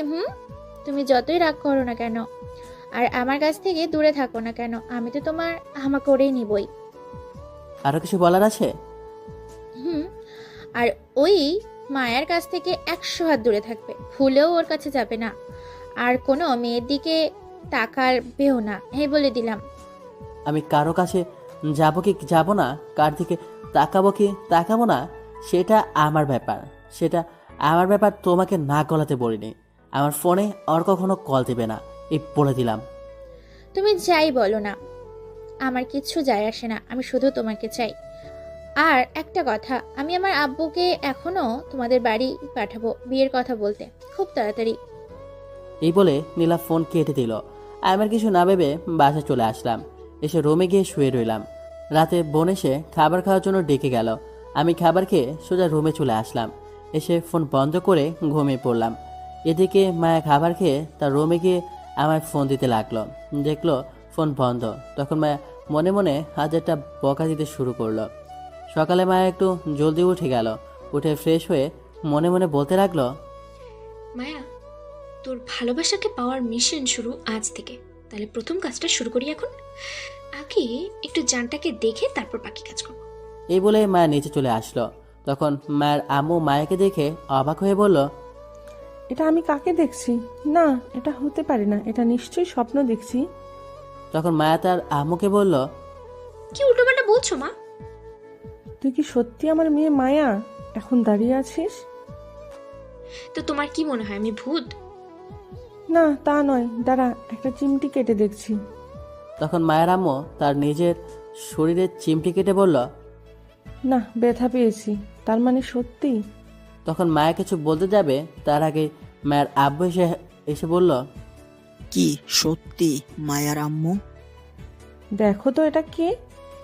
এটা তো মায়া। একই রে মা, তোর শরীর ঠিক আছে তো? তুই এত সকালে উঠলি? তোমরা কি শুরু করলে সকাল সকাল বলো তো? কি শুরু করলাম আবার? আমার মেয়ে এত সকালে উঠবে আমি তো ভাবতেই পারিনি। যে মেয়ে 10টার আগে ঘুম থেকে উঠতে চায় না, সে মেয়ে আর 6টার আগে উঠে গেল একদম ফ্রেশ হয়ে। কেন উঠতে পারি না বুঝি? উঠতে পারিস, কিন্তু হঠাৎ করে আজ এত সকালে উঠলি কি জন্য? একটু কাজ আছে, নীরবের বাসায় যেতে হবে। এত সকালে তাই বলে? কিছুক্ষণ পরে এসে তারপরে ভার্সিটিতে যাব। কি এমন কাজ বলতো? এত কারণ জিজ্ঞেস করো কেন? আমি কি পালিয়ে যাচ্ছি কোনো ছেলেকে নিয়ে? এমনি কাজ আছে তাই যাচ্ছি। আরে এত রাগ করার কি আছে, যা তাড়াতাড়ি চলে আসবি। কি রাগি মেয়ে দেখছো, কিছু বলাই যায় না। তোমার মতো হয়েছে একদম। তারপর মায়া চলে আসলো বাসা থেকে বেরিয়ে। এসে হাঁটতে হাঁটতে চলে আসলো আমার বাসায়। অনেকক্ষণ এসে দেখলো আম্মু উঠে বসে আছে। তখন আম্মু মায়াকে দেখে বলল, আরে মায়া, এত সকালে কেমন আছিস? ভালো, তুমি কেমন আছো? ভালো। তা আজ আমাদের বাড়িতে এত সকালে কি মনে করে? কেন আসতে পারি না? আরে পাগলি, মন খারাপ করছিস কেন? তুই তো আর আমাদের বাসায় আসতে চাস না, তাই বললাম। কেন আসতে পারবি না? এটা তো তোর বাড়ি, যখন খুশি আসবি। এখন থেকে প্রতিদিন আসবো। আয় ঘরে বস। এখনো কেউ ওঠেনি? না, সবাই উঠতে উঠতে 9টা বাজতে পারে। ও নীরব উঠছে? না, ঘুমাচ্ছে। এত সকালে উঠবে? নীরব আবার মানুষ পেলি না? কেন, কি হয়েছে? একটু কাজ আছে ওর সাথে। ও আচ্ছা, তাহলে তুই গিয়ে তুল, আমি একটু পাশের বাসায় যাচ্ছি। কিছুক্ষণ আগে এসে বললো একটু যেতে, গিয়ে শুনে আসি। তুই থাকিস, আমি আসছি 10 মিনিটের মাঝে। ঠিক আছে যাও, আমি গিয়ে তুলছি নীরবকে এখনই। তখন আম্মু চলে গেল আর মায়া চলে আসলো, এসে দেখে আমার রুমের দরজা খোলা। তখন মায়া বলল, বাহ, ভালো হয়েছে, রুমের দরজাটা খোলাই রেখেছে। তখন মায়া রুমে গিয়ে দেখে আমি ঘুমিয়ে আছি। তখন মায়া দরজা বন্ধ করে বলল, ইস, কি কিউট লাগছে ঘুমের মধ্যে। মন চাইছে এক্ষুনি গিয়ে বুকে মাথা রেখে শক্ত করে জড়িয়ে ধরে চুপটি করে ঘুমিয়ে পড়তে।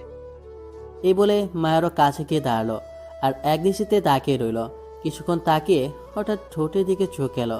তখন মায়া তার ঠোঁটে কামড় দিয়ে বলল, ইস, এত মিষ্টি ঠোঁট তোমার, দেখলেই নিজেকে সামলে রাখতে পারি না। কি করি এখন, দুষ্টু মন বলছে খেতে ঠোঁট তোমার। কি যে করি। এই বলে মায়া তাকিয়ে রইল। কিছুক্ষণ যাওয়ার পর বলল, আর পারছে না নিজেকে সামলে রাখতে, যা হওয়ার হবে, আগে ঠোঁট খেতে হবে। তখন মায়া আমার গেঞ্জি দিয়ে পা বাঁধলো আর তার ওড়না দিয়ে হাত বাঁধলো, বেঁধে আমার বুকে বসে পড়লো। তখন আমার সাথে সাথে ঘুম ভেঙে গেল আর তাকে দেখে মায়া বসে আছে আমার ওপর। আমি কিছু বলার আগে তার ঠোঁট দিয়ে আমার কথা বলা বন্ধ করে দিল আর ঠোঁট খেতে লাগলো। 1 মিনিট যাওয়ার পর হঠাৎ আম্মু বাইরে থেকে বলল, মায়া, কই তুই? একটু জলদি আয় তো মা। তখন মায়া বলল, তোর শাশুড়ি আর টাকার টাইম পেল না, একটু রোম্যান্স করছি তাও করতে দেবে না, তাই সমস্যা নেই, পরে একেবারে খেয়ে পুষি। তখন আবার আম্মু বলল, মায়া, একটু জলদি আয়। আসছে, একটু দাঁড়াও। তখন আমি মায়াকে রাগী গলায় বললাম, আমার রুমে আসার তোমাকে সাহস দিল কে? কিছুদিন পর এটা আমার রুম হবে, সাহসের কি হলো, আমি আমার রুমে আসছি। আর তুমি আমায় কিস করলে কেন? এগুলো সব আমার জিনিস, আমি খাবো না তো কে খাবে? তোমাকে না বলেছি আবার সামনে আসবে না, যাও আমার সামনে থেকে। মায়া, কই রে তুই? আয়। আসছি। তখন মায়া আমার হাতের বাঁধন খুলে দিয়ে ওনা নিয়ে চলে গেল বাহিরে আর গিয়ে মনে মনে বলল, যা রাগ করার কর, যা বকা দেওয়ার দিয়ে নে, আজকের দিন শুধু, আগামীকাল থেকে আর পারবি না। আমি তখনই উঠে গিয়ে মুখ ধুয়ে এসে মায়াকে বকা দিতে দিতে শুয়ে ঘুমিয়ে পড়লাম। এদিকে মায়া আম্মুর কাছে গিয়ে বলল, কি হয়েছে বলো। আর বলিস না, হাতটা একটু কেটে গেছে। ওই বাড়িতে গিয়ে তুই একটু বেঁধে দে তো। ইস, তোমার কি কোনো খেয়াল নেই কতখানি কেটে গেছে হাত, কিভাবে কাটলো? আসো বেঁধে দে। জানি না কি করে কেটে গেছে হঠাৎ। আচ্ছা, নীরবকে উঠেছিল? যে কাজে গিয়েছি সেটা আর হয়নি, বলবো হবেও না, অন্য কোনো দিন নিয়ে যাব। ও আচ্ছা, কি কাজ? পরে বলবো তোমাকে, আগে হয়ে যাক। তারপর মায়া বেঁধে দিল হাত দিয়ে, আমার বোনকে উঠিয়ে আম্মুর কাছে নিয়ে বিদায় নিয়ে চলে গেল। সেখান থেকে সোজা অহনার বাসায় চলে গেল। গিয়ে দেখে অহনা তার জন্য অপেক্ষা করছে। তখন অহনা বলল, এত লেট করলি কেন? তোর ফোন কোথায়, বন্ধ কেন? আমার ফোন ভুলে বাসায় রেখে এসেছি, আর আসার সময় জানটাকে দেখে আসছি, তাই লেট হলো। তুই আবার ওইখানে গেলি কেন? একটু ঠোঁটে কিস করতে গিয়েছিলাম, তুই কিস করে এসেছি। হাই রে পাগলি মাইয়া, বিয়ের পর সারা দিন কিস করিস, এখন চল। চল। কিন্তু না, আমার ভয় করছে রে, উল্টো পাল্টা যদি কিছু হয়ে যায়। ও, তাতে কি? আব্বু জানলে অনেক বড় ঝামেলা হতে পারে। তাহলে তোর কিছু করা লাগবে না, নীলা নীরবকে নিয়ে যাক। চল বাসায় চল। না, নীরব শুধু আমার, আর কারণ না। তুই চল, যাই হোক তোকে আমি চাই, তার জন্য সব কিছু করতে পারি আমি। ঠিক আছে, চল তাহলে। তারপর অহনার মায়া একটা গাড়ি নিয়ে চলে গেল কোথাও। এদিকে আমি আর ঘুমাতে পারলাম না, ঘুম আর আসো না। তখন ঘুম থেকে উঠে ফ্রেশ হয়ে নিচে গিয়ে বসে আছি, কারণ রান্না এখনো হয়নি, তাই বসে আছি। তখনই আব্বু এসে বলল, কি ব্যাপার, আজ এত সকালে উঠলি বাবা? ঘুমটা ভেঙে গেল আজ সকাল সকাল, তাই উঠে গেলাম। খুব ভালো কাজ করেছিস, প্রতিদিন এমনি সকাল সকাল উঠবি, তাহলে দেখবি মনটা ভালো থাকবে আর শরীরটাও। ঠিক আছে আব্বু। তখনই আম্মু এসে বলল, আর জ্ঞান দেওয়ার লোক পেলে না? তোমার ছেলে উঠবে এত সকালে ঘুম থেকে, আর মানুষ খুঁজে পেলে না? মায়া এসে ঘুম ভাঙিয়ে গেছে আজ, তাই এত সকালে উঠেছে। বলো কি মায়া আসছিল? কখন আসছিল? তোমরা ঘুম থেকে ওঠার আগে এসেছিল, চলে গেছে আবার। ও আচ্ছা।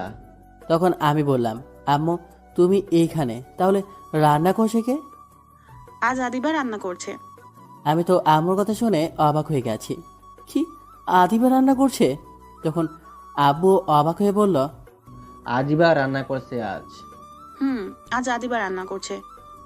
তুমি যে রান্না করতে পাঠিয়েছো আদিবাকে, ও রান্না করতে গিয়েছে কোনোদিন এই রান্নার বিষয়ে কিছু জানে? তুমি আগে শিখাইছো ওকে? আদিবা রান্নাঘরে আসলে তো শিখাবো, কোনোদিন আসে নাই যে শিখাবো। তুই তো প্রতিদিন বলিস আম্মুর হাতে রান্না করা ছাড়া খাবো না, তাই তো আদিবা আসে নাই। তাহলে আজ রান্না করতে পাঠালে কেন? আমায় বকা দিয়ে তাড়িয়ে দিছে, ওর কাছেও থাকতে দিত না, বললো ও রান্না করবে। কি করব আমি বলো? আজ নিশ্চয় পেটের 17টা বাজাবে। আমি খাবো না আজ। আমার তো সুগার বেড়ে গেছে, তাই সকালে খেতে পারবো না। আমি অফিসে চলে যাব। এগুলো আবার আদিবা দাঁড়িয়ে দাঁড়িয়ে শুনছিল। আর এদিকে অ্যাটম বোম হয়ে গেছে। কখন যে এসে দাঁড়িয়েছিল কে জানে। তখন আদিবা বলল, কে খাবে না আমার রান্না করা খাবার? আমি এত কষ্ট করে রান্না করছি, কোথায় উৎসাহ দিবে তা না করে আগেই না করে চলে যাচ্ছে। কেউ না খেয়ে গেলে মেরে বালি চাপা দিয়ে দেব। চুপচাপ বসে থাকো, কিছুক্ষণের মাঝেই রান্না শেষ হয়ে যাবে। আমি খাবার নিয়ে আসছি, খেয়ে যাবে। আমার লক্ষ্মী বোন শোন না। আর একটাও কথা বললে লাঠি নিয়ে আসবো কিন্তু, এই বলে দিলাম। ঠিক আছে, তুই রান্না কর, সবাই খাবো। আমার লক্ষ্মী মেয়ে আজ রান্না করছে, সবাই খাবো, তুই নিয়ে আয়। ঠিক আছে আম্মু, আমি যাচ্ছি। এই বলে চলে গেল আদিবা। তখন আমি বললাম, কি খাওয়াবে কে জানে আজ। কি আর খাওয়াবে? যেগুলো জীবনে আর না খেয়েছি সেগুলো। তোমরা দুইজন কি শুরু করলে বলো তো? মেয়েটা এত কষ্ট করে রান্না করছে আর তোমরা বসে অপমান করছো। আরে না, অপমান করব কেন? আমরা খাবো বলছি তো। এত কষ্ট করে রান্না করছো, আমরা কি না খেয়ে থাকতে পারি? কি বলো? আব্বু এত কষ্ট করে আমার বোন রান্না করেছে, খাবো। হয়েছে, থাক, আর পাম দিতে হবে না। তারপর কিছুক্ষণ পর আদিবা বলল সবাইকে খাবার টেবিলে বসতে গিয়ে। সবাই গিয়ে বসে পড়লো। তখন আদিবা খাবার নিয়ে আসলো। এক এক করে সব নিয়ে এসে আম্মুকে, আব্বুকে আর আমাকে ভাত দিল। একটা প্লেটে প্রথম ভাত নেওয়ার পর আব্বু কিছু ভাত মুখে দিয়ে বলল, আচ্ছা মা, তুই বলতো ভাতের মাঝে কেমন জানি সোয়াবিন তেল তেল লাগছে। তখন আদিবা বলল, ভাতের মাঝে একটু সয়াবিন তেল দিয়েছি, ভালো হয়েছে না? তখন আব্বু বলল, বাহ, শুনছো আমার মেয়ের কি করছে? আজ প্রথম দেখলাম সোয়াবিন তেলে ভাত হয়। খুব ভালো আবিষ্কার করেছে। তারপর কি আছে দে মা। আব্বু, তোমরা থাকলে এর চেয়ে ভালো কিছু রান্না করে দিব। আম্মু তো ভাত নিয়ে নাড়াচাড়া করতে লাগলো চুপ করে। আর আমি তো সয়াবিন তেলের ভাত দেখে আরও আগেই শেষ। তখন আদিবা আমার ভাতে ডিম ভাজা দিল, সবার ভাতে দিল। তখন চিন্তা করলাম সয়াবিন তেল তো কিছু হবে না, না খাওয়া যাবে। তখন একটু ভাজা মুখে দিয়ে খেয়ে আমি ভাবতে লাগলাম হাসবো নাকি কাঁদবো। তখন আমি বললাম, বোন রে, ডিম ভাজা কি দিয়েছিস এইগুলা? বেশি কিছু দেইনি, আদা আর রসুন আর জিরা দিছি। আমি তো আদিবার কথা শুনে অজ্ঞান হয়ে যাওয়ার মতো অবস্থা। তখন নিজেকে সামলে বললাম, আদা রসুন আর জিরা দিয়ে ডিম ভাজা হয়, আগে জানতাম না তো। যাক, আজ বোন জানিয়ে দিল তাহলে। তখন আবুর দিকে তাকিয়ে দেখি এখনই কান্না করে দেবে। তখন আবু বলল, আর কি রান্না করছিলি মা? আর মাছ ভর্তা। সেটা কি আদা রসুন দিয়ে? তবে পেঁয়াজ দিয়েছি সাথে। আল্লাহ, কোনো দিকে তুমি জলদি দড়ি ফেলাও, হাইয়া পড়ি। তাতে সয়াবিন তেলের ডিম ভাজায় আদা রসুন, মাছ ভর্তায় আদা রসুন, জলদি জলদি দড়ি ফেলাও। তখন আদিবা বলল, তোমরা খাচ্ছ না কেন? খাওয়া শুরু করো। ভাইয়া, তুমি ওই ফালতু কথা রেখে খাও।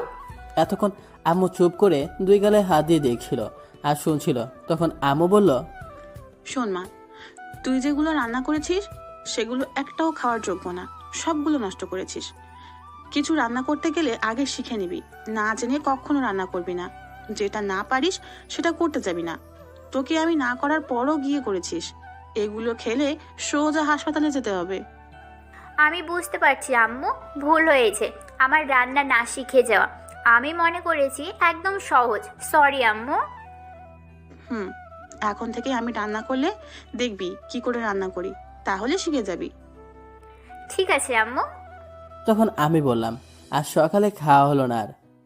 আজ কষ্ট করে হোটেলে খেয়ে নিস বাবা। তখন আব্বু বলল, আর আমি কি করব? তোমার তো সুগার বেড়ে গেছে, তোমার না খেলেও চলবে। ঠিক আছে, কি আর করার, ভাবছিলাম কিছু খাবো কিন্তু আর খাবো না। এখন তুমি অফিসে যাও। আর নীরব, তুই কলেজে যা। আদিবা আজ যাওয়ার দরকার নেই, কাজ আছে বাসায়। ঠিক আছে। তারপর আমি রুমে এসে রেডি হয়ে ব্যাগটা নিয়ে বেরিয়ে পড়লাম। জাহিদকে ফোন করে বলে দিলাম কলেজে চলে আসতে, সেখানে দেখা হবে। তারপর আমি গিয়ে একটা হোটেলে কিছু খেয়ে নিলাম, খেয়ে কলেজে চলে আসলাম। ততক্ষণে জাহিদ কলেজে চলে আসছে। জাহিদ মাঠের এক কোণায় বসেছিল। আমি কাছে যাওয়ার পর জাহিদ বলল, আসছিস দোস্ত তুই? আসি। দোস্ত আজ নীলা আসেনি কলেজে। খুব ভালো হয়েছে আজ আসেনি, নয়তো জ্বালিয়ে মারতো আজ। হয়তো বা কি করলি, কোথাও গিয়েছিলি নাকি? লেট হলো আসতে? না, কিছু করিনি, হোটেলে খেয়ে আসছে। কেন বাসায় রান্না করেনি আজ? রান্না করেছে, কিন্তু বোন করেছে আজ। যেই রান্না করেছে আমার বাপও খায়নি এই রান্না। কেমন রান্না করেছে বলতো শুনি। তখন আমি সব খুলে বললাম। জাহিদ শুনে হাসতে হাসতে মাটিতে শুয়ে পড়ল। তখন আমি ঘষে দিয়ে বললাম, শালা হর্ষা বন্ধ কর। রান্না না জানলে এমনই হবে। তারপর আরও কিছুক্ষণ আড্ডা দিয়ে চলে গেলাম ক্লাসে। তারপর ক্লাসে গিয়ে সবগুলো ক্লাস এক এক করে শেষ করে বের হলাম কলেজ থেকে। বের হয়ে ফোনটা হাতে নিয়ে সময়ের দিকে তাকালাম। তখন দেখলাম বিকাল 4টা বাজতে চলেছে। তখনই মায়ের আব্বু ফোন আসলো। তখন আমি ফোন রিসিভ করে সালাম দিলাম।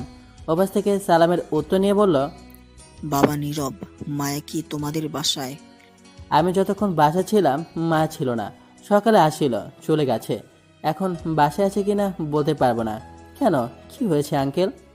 মায়া সেই যে সকালে বাসা থেকে গিয়েছে, এখনো বাসায় ফিরেনি। চিন্তা হচ্ছে অনেক। তোমার আব্বুকে ফোন দিলাম, অফিসে, তোমার বাসায় ফোন বন্ধ। আমি আসছি একটু কাজে অন্য জায়গায়। এখন মায়ের আম্মু ফোন করে বলল, চিন্তা করবেন না আঙ্কেল, মায়া হয়তো তার বান্ধবীর বাসায়, আমি গিয়ে নিয়ে আসছি। ঠিক আছে বাবা, তুমি একটু মায়াকে নিয়ে তাড়াতাড়ি বাসায় যাও। এই বলে মায়ের আব্বু ফোন কেটে দিল। তখন জাহিদ জিজ্ঞেস করলো, কি হয়েছে দোস্ত? মায়া নাকি এখনো বাসায় ফেরেনি সকাল থেকে, কিন্তু সকালে তো মায়া আমাদের বাসায় আসছিল, তারপর চলে গেছে। তাহলে কোথায় গেছে হয়তো, হতে পারে। দেখ, নীলা আজ কলেজে আসেনি, আর ওইদিকে মায়া তার বাসায় ফিরেনি। কেমন যেন সন্দেহ হচ্ছে। আরে না, নীলা এমন কিছু করতে পারবে না যা ভাবছিস তুই। সেদিন নীলা বলছে মায়াকে ছাড়বে না, তুই মায়াকে গার্লফ্রেন্ড বলেছিস বলে। আর নীলা কেমন মেয়ে তুই তো জানিস। সেটাও ঠিক কথা বলছিস তুই। যদি নীলা কিছু করে তাহলে আমি ছাড়বো না নীলাকে। আচ্ছা, মায়া তো অহনার বাসায় যায়, চল তো গিয়ে দেখি মায়া অহনার বাসায় আছে নাকি। ঠিক আছে, চল গিয়ে দেখি। তারপর আমি আর জাহিদ হেঁটে যেতে লাগলাম অহনার বাসার উদ্দেশ্যে। কিছুটা জোরে যাওয়ার পর জাহিদ হঠাৎ আমায় বলে উঠল, আচ্ছা তুই সত্যি করে বলতো, মায়াকে তুই পছন্দ করিস? পছন্দ মানে? ঠিক বুঝলাম না তোর কথার মানে। মানে তুই কি সত্যি মায়াকে ভালোবাসিস? কি বলছিস পাগলের মতো উল্টাপাল্টা কথা? মায়া আমার চাচাতো বোন হয়। তো কি হয়েছে, চাচাতো বোন বলে? মামাতো বোনকে যদি বিয়ে করতে পারে তাহলে চাচাতো বোনকে তো বিয়ে করা যাবে। আর আমি নিজে দেখেছি মামাতো বোনকে বিয়ে করতে, এমনকি চাচাতো বোনের সাথেও। যে বিয়ে করছে সে করেছে, আমার পক্ষে সম্ভব না, কারণ আমার পরিবার মেনে নেবে না, আর মায়ের পরিবারও মানবে না। মধ্যে দিয়ে দুই পরিবারের সম্পর্ক নষ্ট হয়ে যাবে, সমাজের মানুষ খারাপ বলতে শুরু করবে। তাছাড়া আমার কাছে কেমন জানি লাগে চাচাতো বোনের সাথে।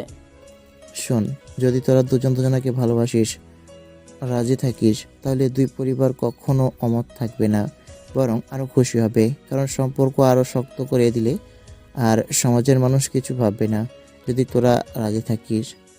তো এই কথা এখন রাখ, এগুলো শুনতে ভালো লাগছে না।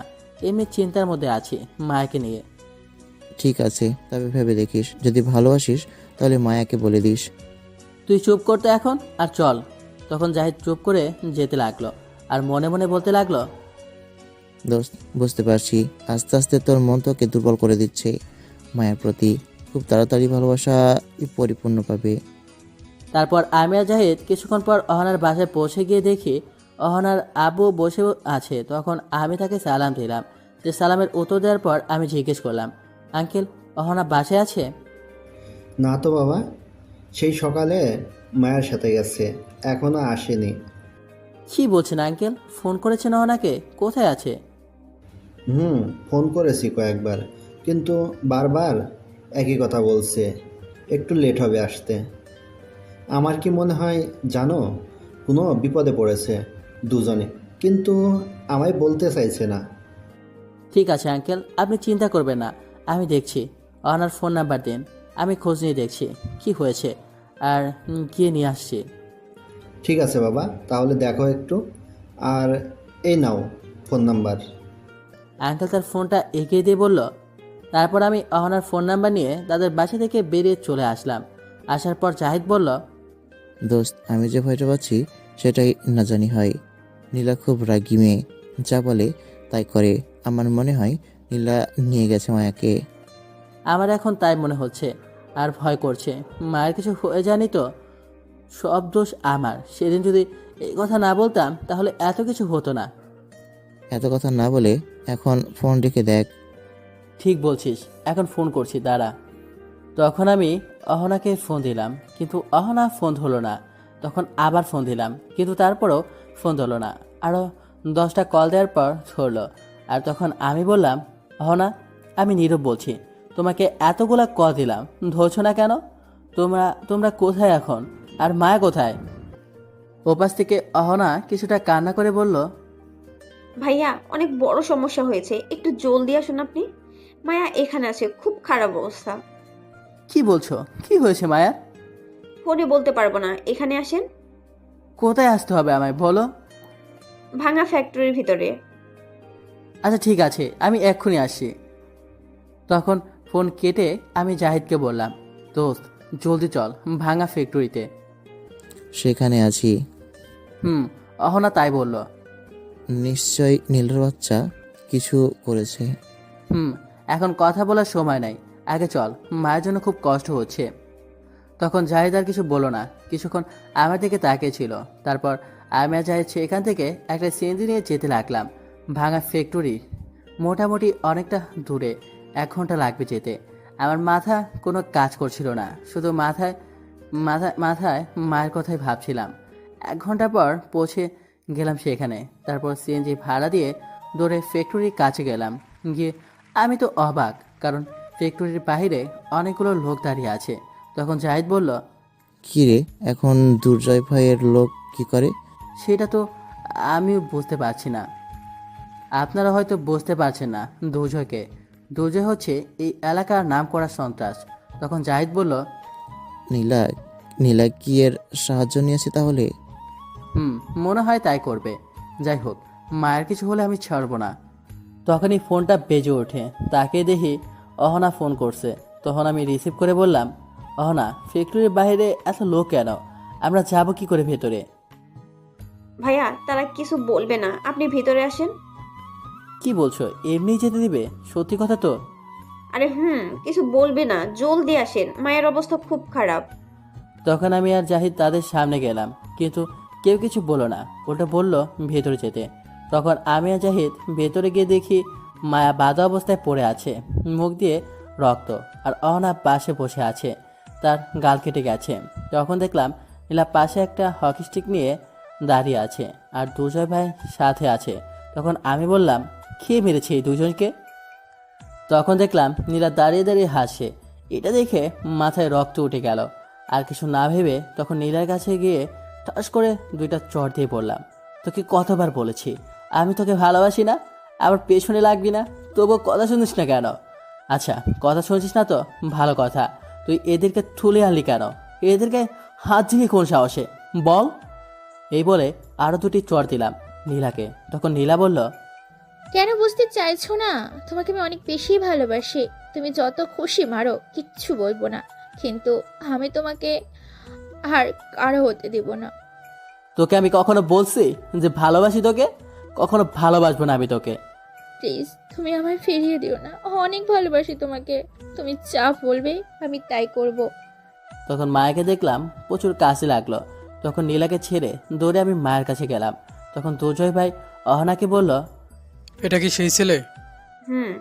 তখন দুজয় ভাই আমায় বলল, বাহ, তোর কি সাহস, তুই আমার সামনে আমার ভাগ্নিকে মারছিস? আমি তো দুজয় ভাইয়ের কথা শুনে অবাক। নীলা তার ভাগ্নি। শোন নীরব, আমি কাউকে মারতে আসিনি, তুই তো জানিস আমার মানুষ মারতে হাত কাঁপে না।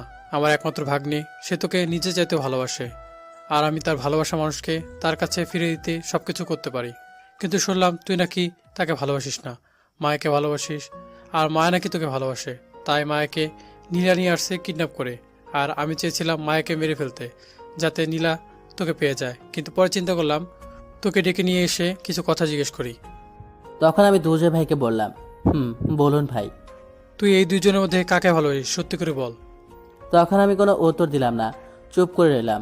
তখন দুজয় ভাই আবার বলল, চুপ থাকবি না, জলদি বল। তুই যদি নীলাকে ভালোবাসিস, বিয়ে করিস, তাহলে তোর যা প্রয়োজন, বাড়ি গাড়ি টাকা দরকার হলে আমার সম্পত্তি সবকিছু তোর নামে লিখে দেব।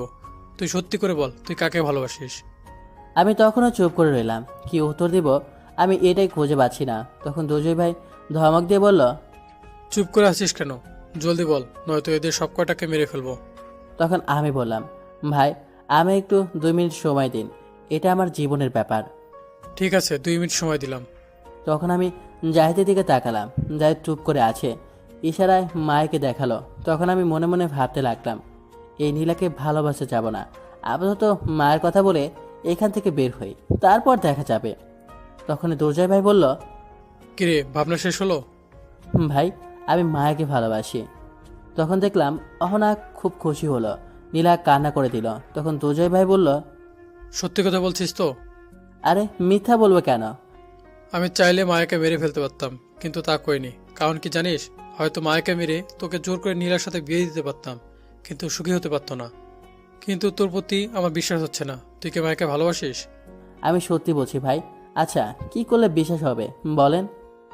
1 মাস তোকে মায়া সবসময় পাশে পাশে দেখতে চাই। আমি তোদের ফলো করতে লোক পাঠাবো। একজন ছেলে গার্লফ্রেন্ড নিয়ে যেমন ঘোরাঘুরি করে, এনজয় করে, কেয়ার করে, ঠিক তেমনভাবে দেখতে চাই তোদের। 1 মাসে যদি বিশ্বাস করাতে পারিস, তাহলে নীলা আর আমি কোনোদিন তোর সামনে আসবো না। পরে তোরা যা খুশি করিস আমি দেখবো না, আর কিছু বলবো না। শুধু 1 মাস আমার বিশ্বাস করাতে হবে। আমি হাসবো না কাঁদবো কথাটা শুনে বুঝতে পারছি না। এখন যদি বলি এদের কাউকেই ভালোবাসি না, তাহলে দুজয় ভাই আমায় মেরে ফেলে বালি চাপা দেবে। নিচে জালে নিজেই আটকে গেলাম। তখন দুজয় ভাই বলল, কিরে বল, পারবি বিশ্বাস করাতে? কি বলবো আমি খুঁজে পাচ্ছি না, তাই চুপ করে রইলাম। তখন দুজয় ভাই আবার বলল, দেখলি আমি যেটা ভেবেছি সেটাই হলো। তুই ভালোবাসিস না, তুই পারবিও না 1 মাস। তখন আমি মনে মনে ভাবতে লাগলাম, 1 মাস সমস্যা নেই, দেখতে দেখতে চলে যাবে। হ্যাঁ বলেই দিই।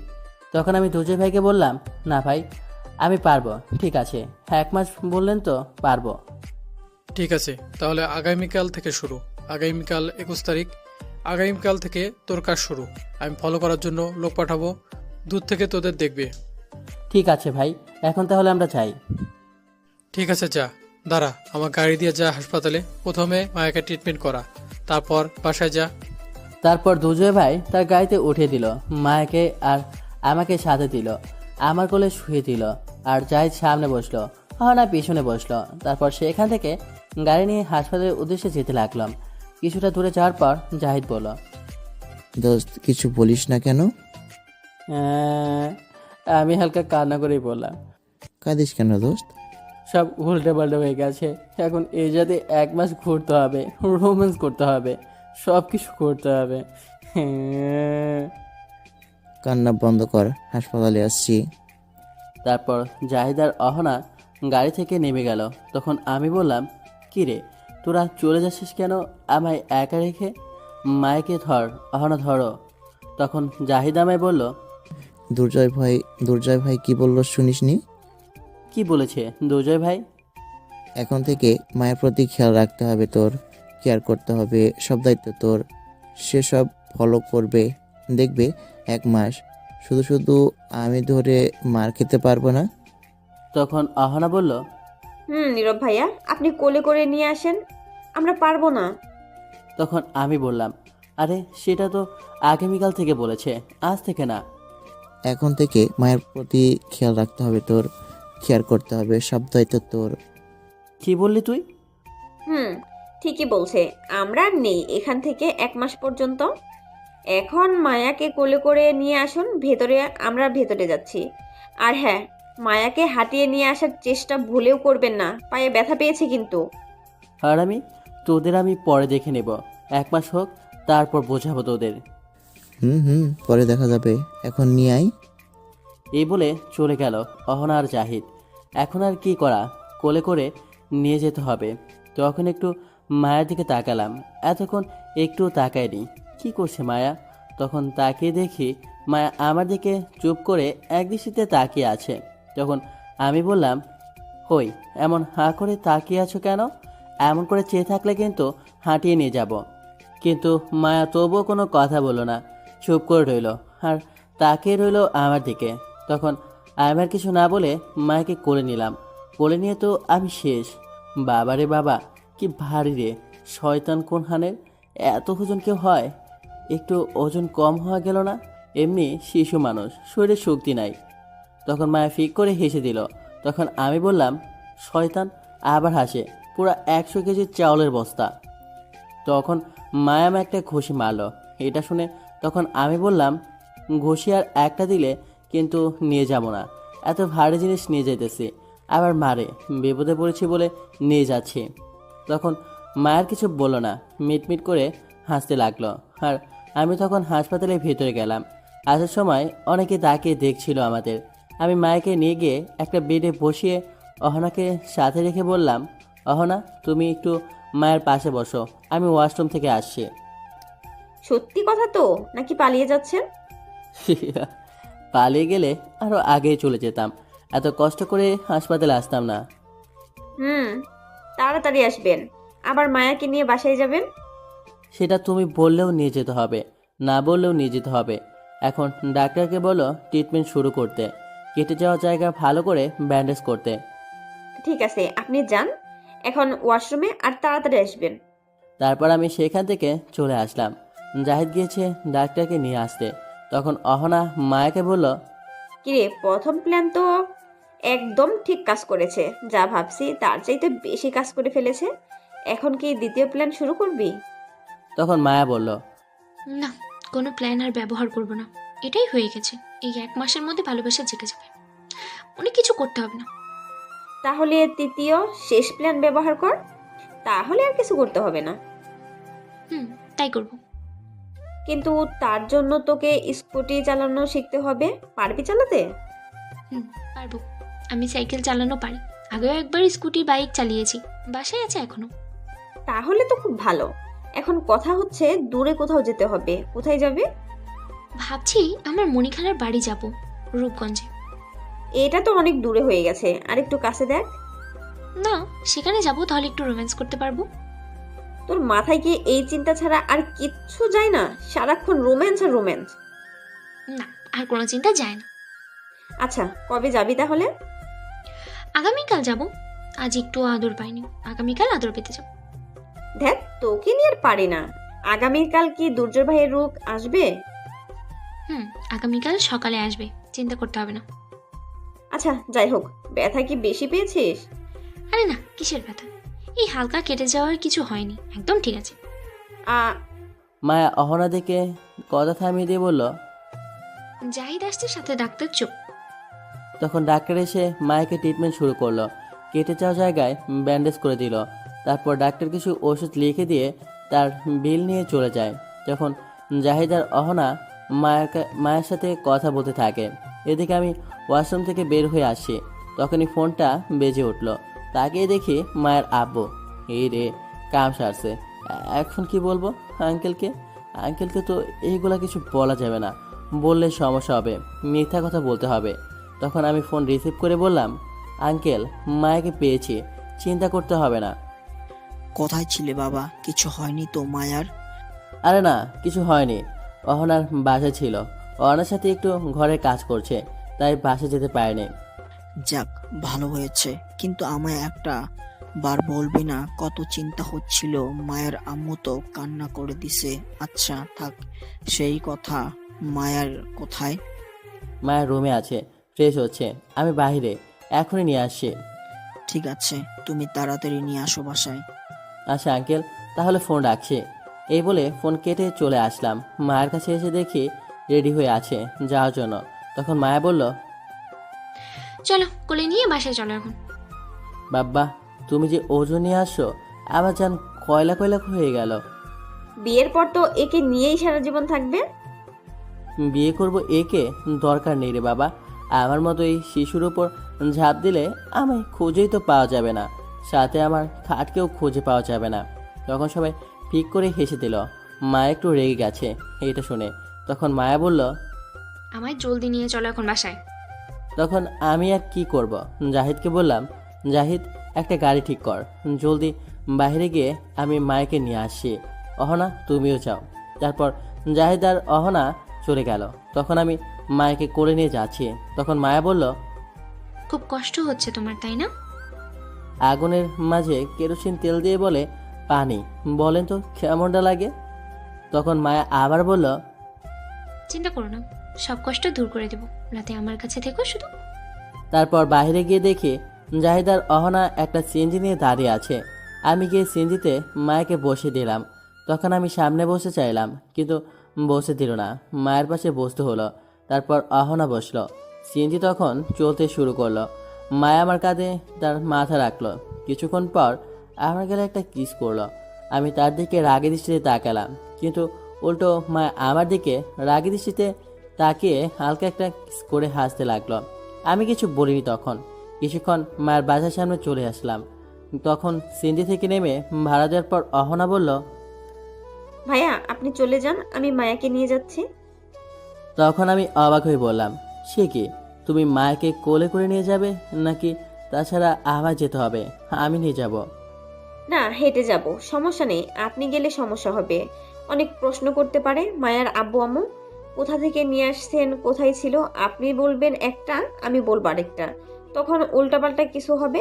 তাই আপনি যান, রাতে আসবেন। আমি কিছু বলে বুঝিয়ে, কিছু বলে মিটিয়ে আসছি। কিন্তু দোস্ত আর কোনো চিন্তা না, চল আমিও বাসা যাব, তুই পরে আসিস। তাছাড়া আহানা ঠিক কথা বলেছে, আমরা গেলে সমস্যা হবে। তখন অহনা আমায় আবার বলল, হ্যাঁ ভাইয়া, আপনি যান, গিয়ে বাসায় রেস্ট নিন, আর কিছু খেয়ে নিন এখন। তখন আমি বললাম, আচ্ছা ঠিক আছে, যাচ্ছি, চল জাহিদ। তারপর আমি আর জাহিদ সেখান থেকে চলে আসি। আমি আমার বাসায় চলে আসলাম, আর জাহিদ চলে গেল জাহিদের বাসায়। আমি বাসায় আসার পর আদি মামায় দেখে দৌড়ে এসে বলল, ভাইয়া তুমি আসছো? আমি সেই কখন থেকে অপেক্ষা করছি। কেন, কি হয়েছে? আমার জন্য তুই অপেক্ষায় আসিস কেন? আরে তোমার জন্য আমি নিজে পায়েস রান্না করছি, তুমি খাবে চলো। কি পায়েস? জিন্দিগি তামা তামা হইয়া গেল, তোর হাতে রান্না খাবো না। সকালের নাস্তা যা খাইছিস এখনো মনে হয়েছে। ভাইয়া এবার আর তেমন হয়নি। এবার তেমন হয়নি? তাহলে কি আবার সয়াবিন তেলের পায়েস রান্না করছিস নাকি আদা রসুনের?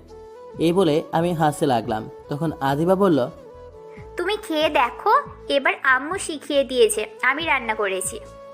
ঠিক আছে, তাহলে তাড়াতাড়ি নিয়ে আয়, দাঁড়িয়ে আছিস কেন? এমনিতে খিদে পেয়েছে, জলদি যা, নিয়ে আয়। ঠিক আছে, তুমি ফ্রেশ হয়ে আসো, আমি দিচ্ছি। ঠিক আছে, যাচ্ছি। তারপর আমি আমার রুমে চলে গেলাম। গিয়ে ফ্রেশ হয়ে খাবার টেবিলে এসে বসে পড়লাম। তখন আদিবা পায়েস নিয়ে এসে দিল। তখন আমি আদিবাকে জিজ্ঞেস করলাম, আদিবা আম্মু কোথায় গেছে? মায়াদের বাড়িতে গেছে। মায়া কি বাসায় আসছে ভাইয়া? মাত্রই দিয়ে আসলাম। কোথায় গিয়েছিল মায়া? অহনার বাসায় গিয়েছিল। আচ্ছা এখন খেয়ে নাও, পরে কথা বলিও। তারপর আমি একটু পায়েস খেয়ে বললাম, বাহ খুব ভালো হয়েছে তো। তখন আদিবা খুশি হয়ে বলল, সত্যি ভাইয়া মজা হয়েছে। অনেক মজা হয়েছে। তুই খেয়েছিস? না খাইনি, তোমার জন্যই বসে আছি, তুমি খেলে তারপর খাবো। আমি তো অবাক হয়ে গেছি আদিবার কথা শুনে, আমার জন্য না খেয়ে বসে আছে। তখন আমি বললাম, হায় রে পাগলি বোন, আমি তো এখনই সবটুকু খেয়ে ফেলতাম না বললে। সমস্যা নেই, তুমি খেয়ে ফেলো, আমি রান্না করে খাবো। না, আমি আমার মিষ্টি বোনকে রেখে খাবো না। তুই বসে পড় আমার সাথে, এক্ষুনি খাবে, বসে পড়। না তুমি খাও, আমি পরে খাবো। তুই খাবি নাকি মার দিব? বসে পড় বলছি। ঠিক আছে বসতি, তুমি খাও আমি খাচ্ছি। তারপর আমি আর আদিবা বসে খেয়ে নিলাম। খেয়ে আমি রুমে চলে আসব, তখনই আদিবা আমায় ডেকে বলল, ভাইয়া একটা কথা বলি। বল, এতে অনুমতি নিতে হয়। ভাইয়া একটা জিনিস চাইবো, আজ দিবে চাইলে? আমার বোন আমার কাছে কিছু চাইবে, কেন দেব না, বল কি চাই। তখন আদিবা নিচে তাকিয়ে বলল, কখনো তো কিছু চাইনি তোমার কাছে, একটা ফোন কিনে দিবে? আগের ফোনটা আজ 1 মাস হলো নষ্ট। আদিবা মন খারাপ করে নিচের দিকে তাকিয়ে বলল। তখন আমি গিয়ে আদিবার থুতনি ধরে মুখটা ওপরে তুলে দেখি চোখে পানি জমে আছে, এখনই কান্না করে দিবে। হয়তো কখনো কিছু চায়নি বোনটা আমার কাছে। বোনটা চোখের পানি দেখে তখন আমারও খুব খারাপ লাগলো। তখন আমি বললাম, পাগলি বোন আমার, এই জন্য মন খারাপ করতে হয়? আমি আজকে কিনে দিব, তুই চিন্তা করিস না। সত্যি কিনে দিবে? সত্যিই কিনে দিব। এটা শুনে খুশিতে সাথে সাথে জড়িয়ে ধরে কান্না করে দিল। এই যা, কি হলো, কান্না করছিস কেন? মার দেব কিন্তু কান্না করলে। এটা খুশিতে কাঁদছি, আমার ভাইয়া আমার ফোন কিনে দিবে। এই বলে ফুপিয়ে কেঁদে যাচ্ছে।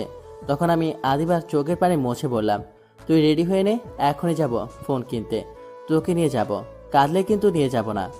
ঠিক আছে ভাইয়া, যাচ্ছি, এখনই গিয়ে রেডি হয়ে আসছি। জলদি রেডি হয়ে আয় পাগলি বোন। তারপর আদিবা খুশিতে লাফাতে লাফাতে চলে গেল। আমিও চলে আসলাম রুমে।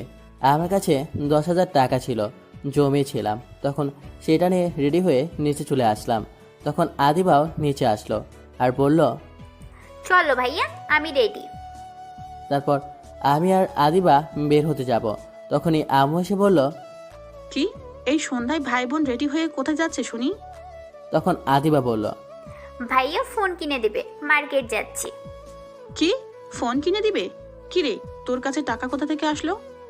ছিল কিছু টাকা, আব্বুর কাছ থেকে নিয়েছি, আর আমার কাছে ছিল। ও এই কথা, আচ্ছা দাঁড়া, আমার কাছে 2,000 টাকা আছে, নিয়ে যা। তখন আম্মু এই বলে চলে গেল। কিছুক্ষণ পর টাকা নিয়ে এসে দিয়ে গেল। তখন আমি আর বোন চলে গেলাম মার্কেটে। গিয়ে একটা ফোনের দোকানে গেলাম। গিয়ে স্বামী একটা ফোন কিনে দিলাম 11,000 টাকা দিয়ে। বোনটা হাতে ফোন পেয়ে অনেক খুশি। তখন ফোন নিয়ে বাসায় চলে আসলাম। আসার পর বোনটা খুশি হয়ে গালে কিস করলো, ধন্যবাদ দিল, আরও খুশিতে অনেক কিছু বলেছে। তখন বোনটার রুমে কিছুক্ষণ আমি আর আম্মু বসেছিলাম, কথা বললাম। রাতে আব্বু বাসায় আসলো। সবাই একসাথে খেয়ে যে যার রুমে চলে গেলাম। আমি গিয়ে শুয়ে পড়লাম। সকালে ঘুমিয়ে আছি।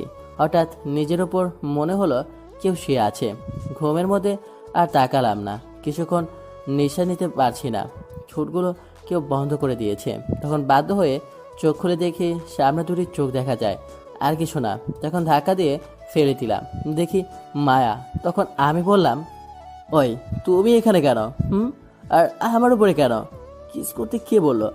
এখনই তো দম বন্ধ হয়ে গিয়েছিল। কিস করে এটা আমার অধিকার, খুব মজা লাগছিল, ফেলে দিলে কেন? আমি এখন চলো, আসো আবার কিস করবো।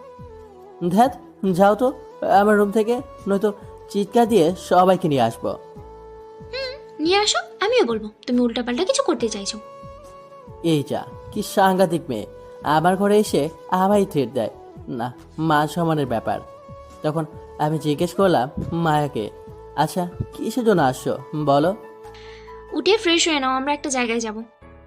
আমি যাব না, তুমি যাও। তাহলে আমি দুর্জয় ভাইকে ডাকি না গেলে? তখন আমি একটু ভয় পেয়ে গেলাম আর বললাম, এই না না, আমি যাচ্ছি, ফ্রেশ হয়ে আসি, যাবো আমি। গুড বাই, জলদি যাও। তারপর উঠে ফ্রেশ হতে চলে গেলাম। ফ্রেশ হয়ে এসে দেখি মায়া আমার ঘর গুছিয়ে দিয়েছে, সাথে বিছানায় একটা শার্ট আর প্যান্ট রেখে দিয়েছে। পাশে মায়া বসে আছে।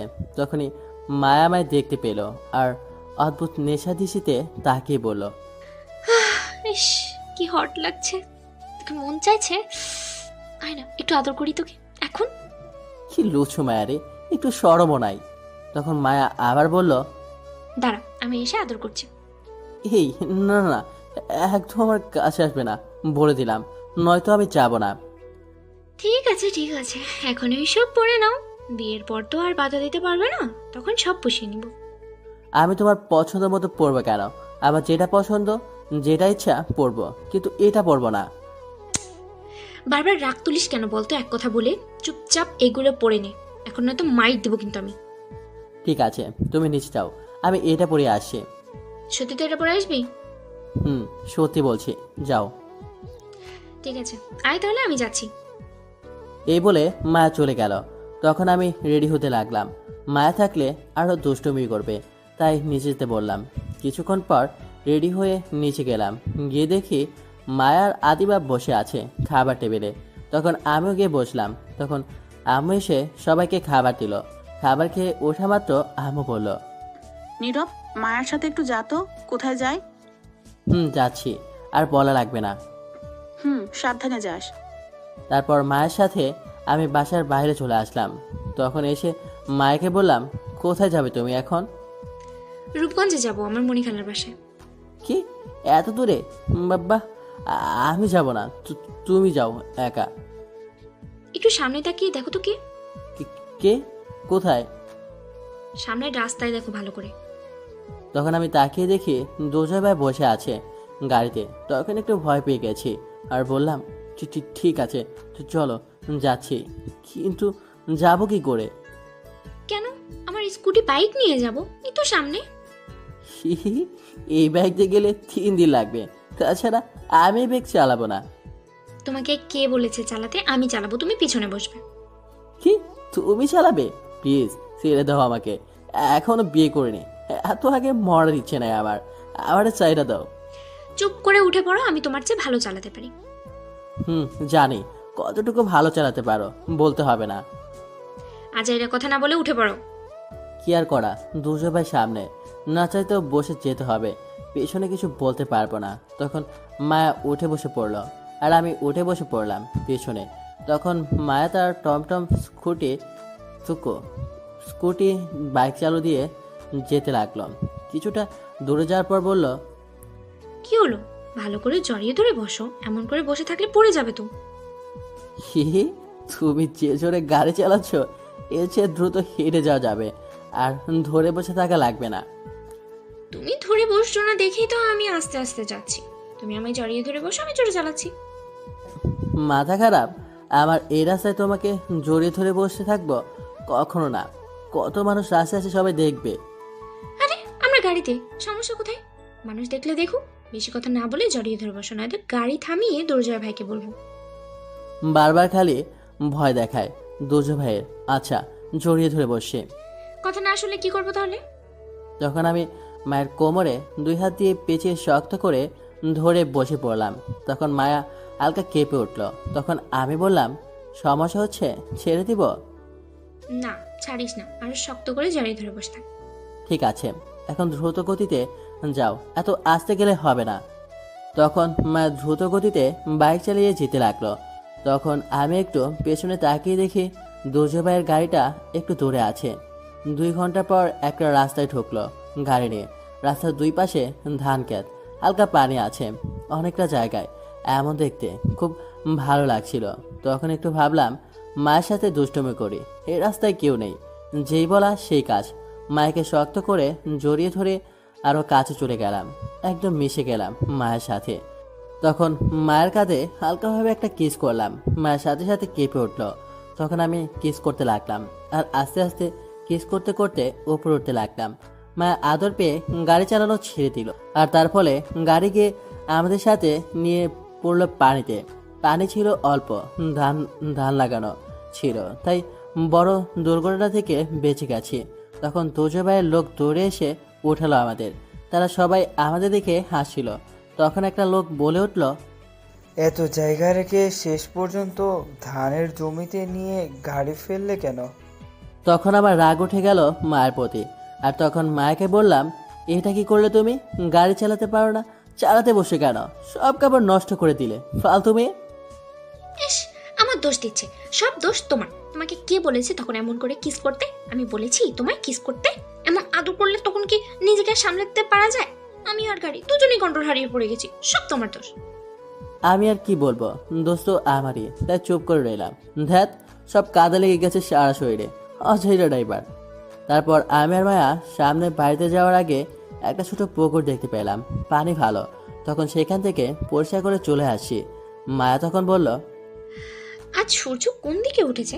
আজ কি মনে করে আদর করলে বলো তো? হঠাৎ করে কি হলো? আমি কোনো উত্তর না দিয়ে দুজো ভাইয়ের গাড়িতে বসে পড়লাম, সাথে মায়া। তারপর চলে গেলাম মায়ার খালামণির বাসায়। দুজয় ভাই আমাদের দিয়ে চলে গেল। মায়া অনেক রিকোয়েস্ট করেছে আসার জন্য, কিন্তু সে কাজ দেখে চলে গেল আর বলে গেল মায়ের স্কুটি বাইক ঠিক করে দিয়ে যাবে তার লোক। ভেতরে যাওয়ার পর মায়া তার খালাকে বলল, কেমন আছো তুমি খালা? এই তো ভালো। তা এতদিন পর আমার কথা মনে পড়লো তোর? ভুলেই গিয়েছিস আমায়। কি যে বলো খালা, তোমাকে ভুলে যাব আমি? কখনো না। তোর আব্বা আম্মু কেমন আছে? এই তো ভালো আছে। এই ছেলেটা কে? হুম। তখন আমার কাছে আসলো। আমি সালাম দিয়ে বললাম, কেমন আছেন? ভালো আছি, তুমি কেমন আছো? ভালো আছি। মাশাআল্লাহ মায়া, তোর পছন্দ আছে বলতে হবে। যাও, লজ্জা দিও না তো। বাহ, কি লজ্জা! থাক, হয়েছে, লজ্জা পেতে হবে না। সব রেডি করে রাখছো তো? বাকি লোক কোথায়? আগামীকাল সকালেই আসবে, তুমি চিন্তা করো না, রেডি করে রাখো। ঠিক আছে। আর তোদের কাপড় বেজা কেন? আসার সময় গাড়ি নিয়ে পড়ে গেছি পানিতে। বলিস কি, ব্যথা পাসনি তো? না, ব্যথা পাইনি। গাড়ির ড্রাইভার কে ছিল? আমি ছিলাম। এই জন্য এমন হয়েছে, ফালতু ড্রাইভার। বাতাও তো এগুলো। তুই আমার ঘরে গিয়ে দেখ, একটা শাড়ি আছে, সেটা তুই পরে মিশতে। আর দেখিস লুঙ্গি আছে, সেটা নীরবকে দিস। যা, গিয়ে তাড়াতাড়ি কাপড় পাল্টিয়ে আয় দুজন, আর ফ্রেশ হয়ে আয়। খাবার দিচ্ছি। বাবা নীরব, তুমি মায়ের সাথে যাও। আমি কিছু বুঝতে পারছি না তাদের কথা। তখন মায়ের সাথে একটা ঘরে চলে আসলাম আর এসে বললাম, কি আসবে বললে? আমি কিছু বুঝতে পারছি না, কি বললে? কিছু না, দুর্জয় ভাইয়ের কথা বলছে। না, কেমন জানি, তবুও সন্দেহ লাগছে। তোমার তো আজারা সন্দেহ লাগবেই, তুমি মানুষ এমনি। এই বলে তখন মায়া গিয়ে একটা শাড়ি নিল আর আমাকে লুঙ্গি দিয়ে বলল, যাও গিয়ে ওটা ওই ঘর থেকে পরে আসো। তখন আমি নিচে চলে গেলাম, গিয়ে লুঙ্গি পরে ফ্রেশ হয়ে বসে রইলাম। কিছুক্ষণ পর মায়া আসলো, শাড়ি পরে আমার সামনে। মায়ের দিকে তাকিয়ে আমি অবাক হয়ে গেছি, অনেক সুন্দর লাগছিল শাড়িতে। আমি একদৃষ্টিতে তাকিয়ে রইলাম। তখন মায়া তা বুঝতে পেরে বলল, এমন করে না তাকিয়ে চলো, খিদে পেয়েছে, পরে দেখতে পারবে, চাইলে আদর করতেও পারবে। মায়ের কথায় আমার ধ্যান ভাঙলো। তখন আমি আর কিছু না বলে চলে গেলাম, গিয়ে খাবার টেবিলে বসে পড়লাম। তখন মায়ের খালা আমাদের খাবার দিল। তারপর খাওয়া শেষে আমি চলে আসলাম রুমে। মায়া বসে আছে। তখন তার খালা বলল, তুই বসে থাক, আমি বাজার থেকে আসছি একটু। ঠিক আছে যাও, কিন্তু তোমার ছেলে আর ঝুমুর কোথায়? ঝুমুর গিয়েছে কলেজে, আর সুমন গিয়েছে সেখানে। আচ্ছা ঠিক আছে। তারপর মায়ের খালা চলে গেল। এখন ছোট করে পরিচয় দেই, মায়ের খালু থাকে বিদেশে, আর সুমন হচ্ছে বড় ভার্সিটিতে পড়ে। ঝুমুর কলেজের মাত্র উঠেছে। তারপর মায়া চলে আসলো, আমার কাছে এসে বলল, তোমাকে কিছু বলার আছে। বলো, কি বলবে? তখন মা শাড়ির আঁচল ফেলে দিল। তখন আমি এটা দেখে চোখে হাত দিয়ে বললাম, কি করছো তুমি? এগুলা আঁচল ছিল। একটু ভালো করে তাকাও আমার দিকে, তাহলে বুঝতে পারবে কেন ফেলছি। তখন আমি একটু তাকিয়ে দেখি কোমরে অনেকগুলো দাগ, কি এসে জানি, হয়তো পিঠেও আছে আরো। তখন আমি অবাক হয়ে বললাম, এইগুলো কিসের দাগ? তোমাকে কিছু সত্যি কথা বলতে এখানে নিয়ে এসেছি, কারণ আমি আর পারছি না। 2টা বছর ভালোবেসে কষ্ট সহ্য করেছি, আর পারছি না আমি। কি বলো? তুমি কি জানো নীলা কেন তোমার পিছু ছাড়তে বাধ্য হয়েছে? আমিও সেটাই ভাবছিলাম, কি করে আর নীলা বিরক্ত করা ছেড়ে দিবে বলো। তুমি একবার চিন্তা করেছো নীলার আব্বু আম্মু কেন তার পরের দিন আসেনি? কেন আসেনি একটু বলো তো, কারণ কি এগুলা? আমি মামাকে দিয়ে ঠেট দিয়েছি যাতে তোমার বাসায় গিয়ে বিয়ের কথা না বলে। আমি তো অবাক হয়ে গেছি শুনে। তখন মায়া আবার বলতে শুরু করলো, নীলা সেদিন সত্যি আমায় তুলে নিয়ে গিয়েছিল মারতে। আমরা সেদিন গিয়েছি দুর্জয় ভাইয়ের সাথে কথা বলতে, কিন্তু উল্টো আমাদের তুলে নিয়ে গেল। ভাগ্য ভালো অহনা লুকিয়ে দুর্জয় ভাইকে ফোন করেছে, কারণ লোকগুলো ছিল দুর্জয় ভাইয়ের। আমি বলেছি ফোন করে আমার কথা বলতে, দুর্জয় ভাইকে আর একটা কথা বলে আমাকে ভাগ্নিকে বলল। সেটা নীলা না, আমি তার ভাগ্নি, কিন্তু আপন না। সেদিন সে আমায় বাঁচিয়েছে। নীলাকে সেই দিন সে অনেক হুমকি দিয়েছে, মেরে ফেলতে চেয়েছে, কিন্তু তা না করতেই তোমার মুখ থেকে শুনতে চেয়েছে তুমি কাকে ভালোবাসো। তারপর তো তুমি বললে আমায় ভালোবাসো। আমাদের হাসপাতালে পাঠিয়ে নীলাকে বাসায় নিয়ে এসেছে, হুমকি দিয়েছে যাতে তোমার পিছনে না ঘুরে।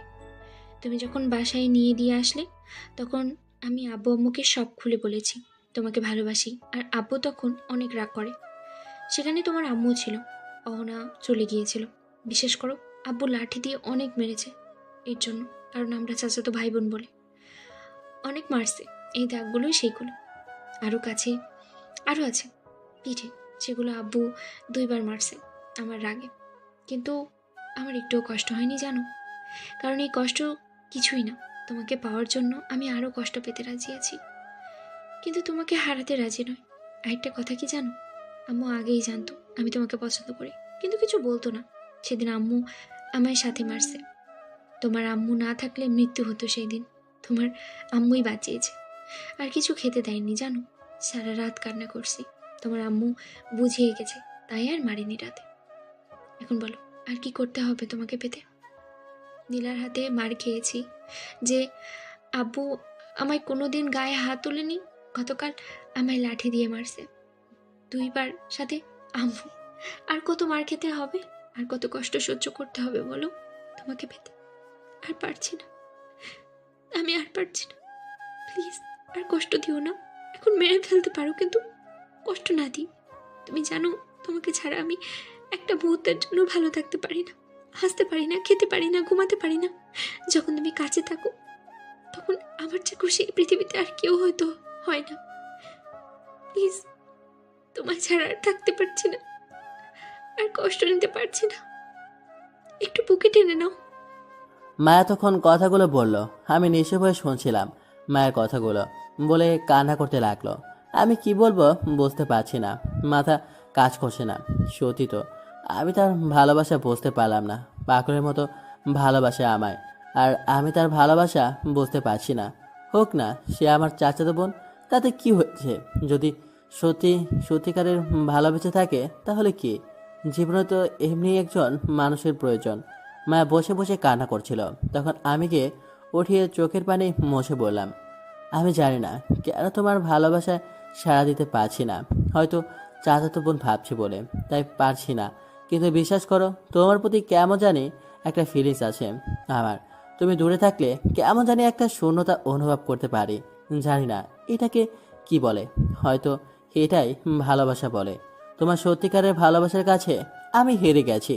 এখন আর চাচাতো বোন নয়, বউ হিসেবে দেখতে চাই আমার, হবে আমার বউ। তখন মা এটা শুনে খুশিতে জড়িয়ে ধরে কান্না করে বলল, আমি রাজি আছি তোমার বউ হতে। তখনই দরজার বাইরে থেকে কাশি দিল আর হাততালি দিতে লাগলো। তাকে দেখে মায়ের খালা আর তার ছেলে মেয়ে দাঁড়িয়ে আছে। দরজা খোলা ছিল, তারা কখন যে এসে দেখছিল খেয়ালই করা হয়নি। তখন মায়ের খালা বলল, এর চেয়ে ভালো রোমান্টিক দৃশ্য আর হতেই পারে না। বাবা, তোদের কাহিনী শুনে আমি নিজেই কেঁদে ফেলেছিলাম একটুর জন্য। কিন্তু এখন কি সবাইকে না জানিয়ে বিয়ে করা ঠিক হবে? গিয়ে কাজী সাহেবকে বলে আয়। শোনো, যদি তোমরা বিয়ে করে ফেলো তারপর বাসায় যাও তাহলে কিছু হবে না, কারণ মায়া তো আগে বলে দিয়েছে যদি তোমাদের সবাই তাড়িয়ে দেয় তাহলে আমার কাছে থাকবে। এসে ঠিক আছে, বিশ্বাস রাখো, সবাই মেনে নেবে। ঠিক আছে।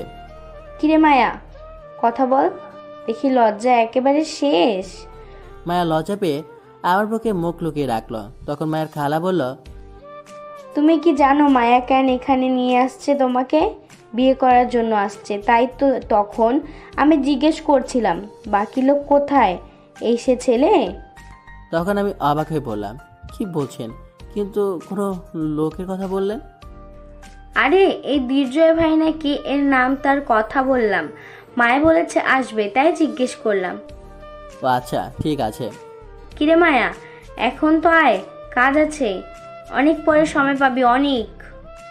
তুমি যাও, আমি আসছি। মায়া আমার বুকে মুখ লুকিয়ে বলল। তারপর মায়ের খালা চলে গেল আর মায়া তখন বলল, আমি তাহলে যাই, এখন পরে আসবো, তুমি বসে থাকো। ভাবছি কি আব্বু আম্মুকে কি বলবো? সমস্যা নেই, আগামীকাল আমরা চলে যাব, তখন গিয়ে একেবারে বলবো। ঠিক আছে, তাহলে তাই হবে। তারপর মায়া চলে গেল আর আমি বসে রইলাম। সন্ধ্যায় কাজে নিয়ে আসলো। আমি জাহিদকে ফোন করে সব বলে দিয়েছি। তাই জাহিদ এখানে আসে, সাথে আমার আরও 2 বন্ধু আসলো, ফাহাদ আর সাব্বির। আসার সময় শারিয়ার আমার জন্য পাঞ্জাবি নিয়ে আসলো, তারপর কাজে দিয়ে বিয়ে পড়িয়ে চলে গেল। তখন আমি আর আমার সব বন্ধুদের নিয়ে সোনমকে নিয়ে আড্ডা দিতে লাগলাম বাইরে। তখনই আম্মু কল দিল। ফোন রিসিভ করার পর বলল, কি রে, আজ বাসায় গিয়ে আসবি না? না আম্মু, আমরা মায়ের খালার বাসায় আসি, আগামীকাল আসবো, আজ আসতে দিল না। ঠিক আছে আয়। আর একটা কথা, তোর চাচার সাথে বসে আমরা একটা সিদ্ধান্ত নিয়েছিলাম। কি আম্মু? তোর আর মায়ের বিয়ের কথা বললাম, সামনের মাসে বিয়ে কিন্তু। সত্যি বলছো আম্মু? কিন্তু কি? কিন্তু তুই তো সেখানে গিয়ে বিয়ে করে ফেললি। শুনলাম আমাদের না বলে ঠিক আছে, আয় বাসায়, তারপর দেখাচ্ছি। আম্মু তুমি কি করে জানলে? মায়া আর তোর বন্ধুরা বলছে, তুই আয় খালি বাসায় আগামীকাল।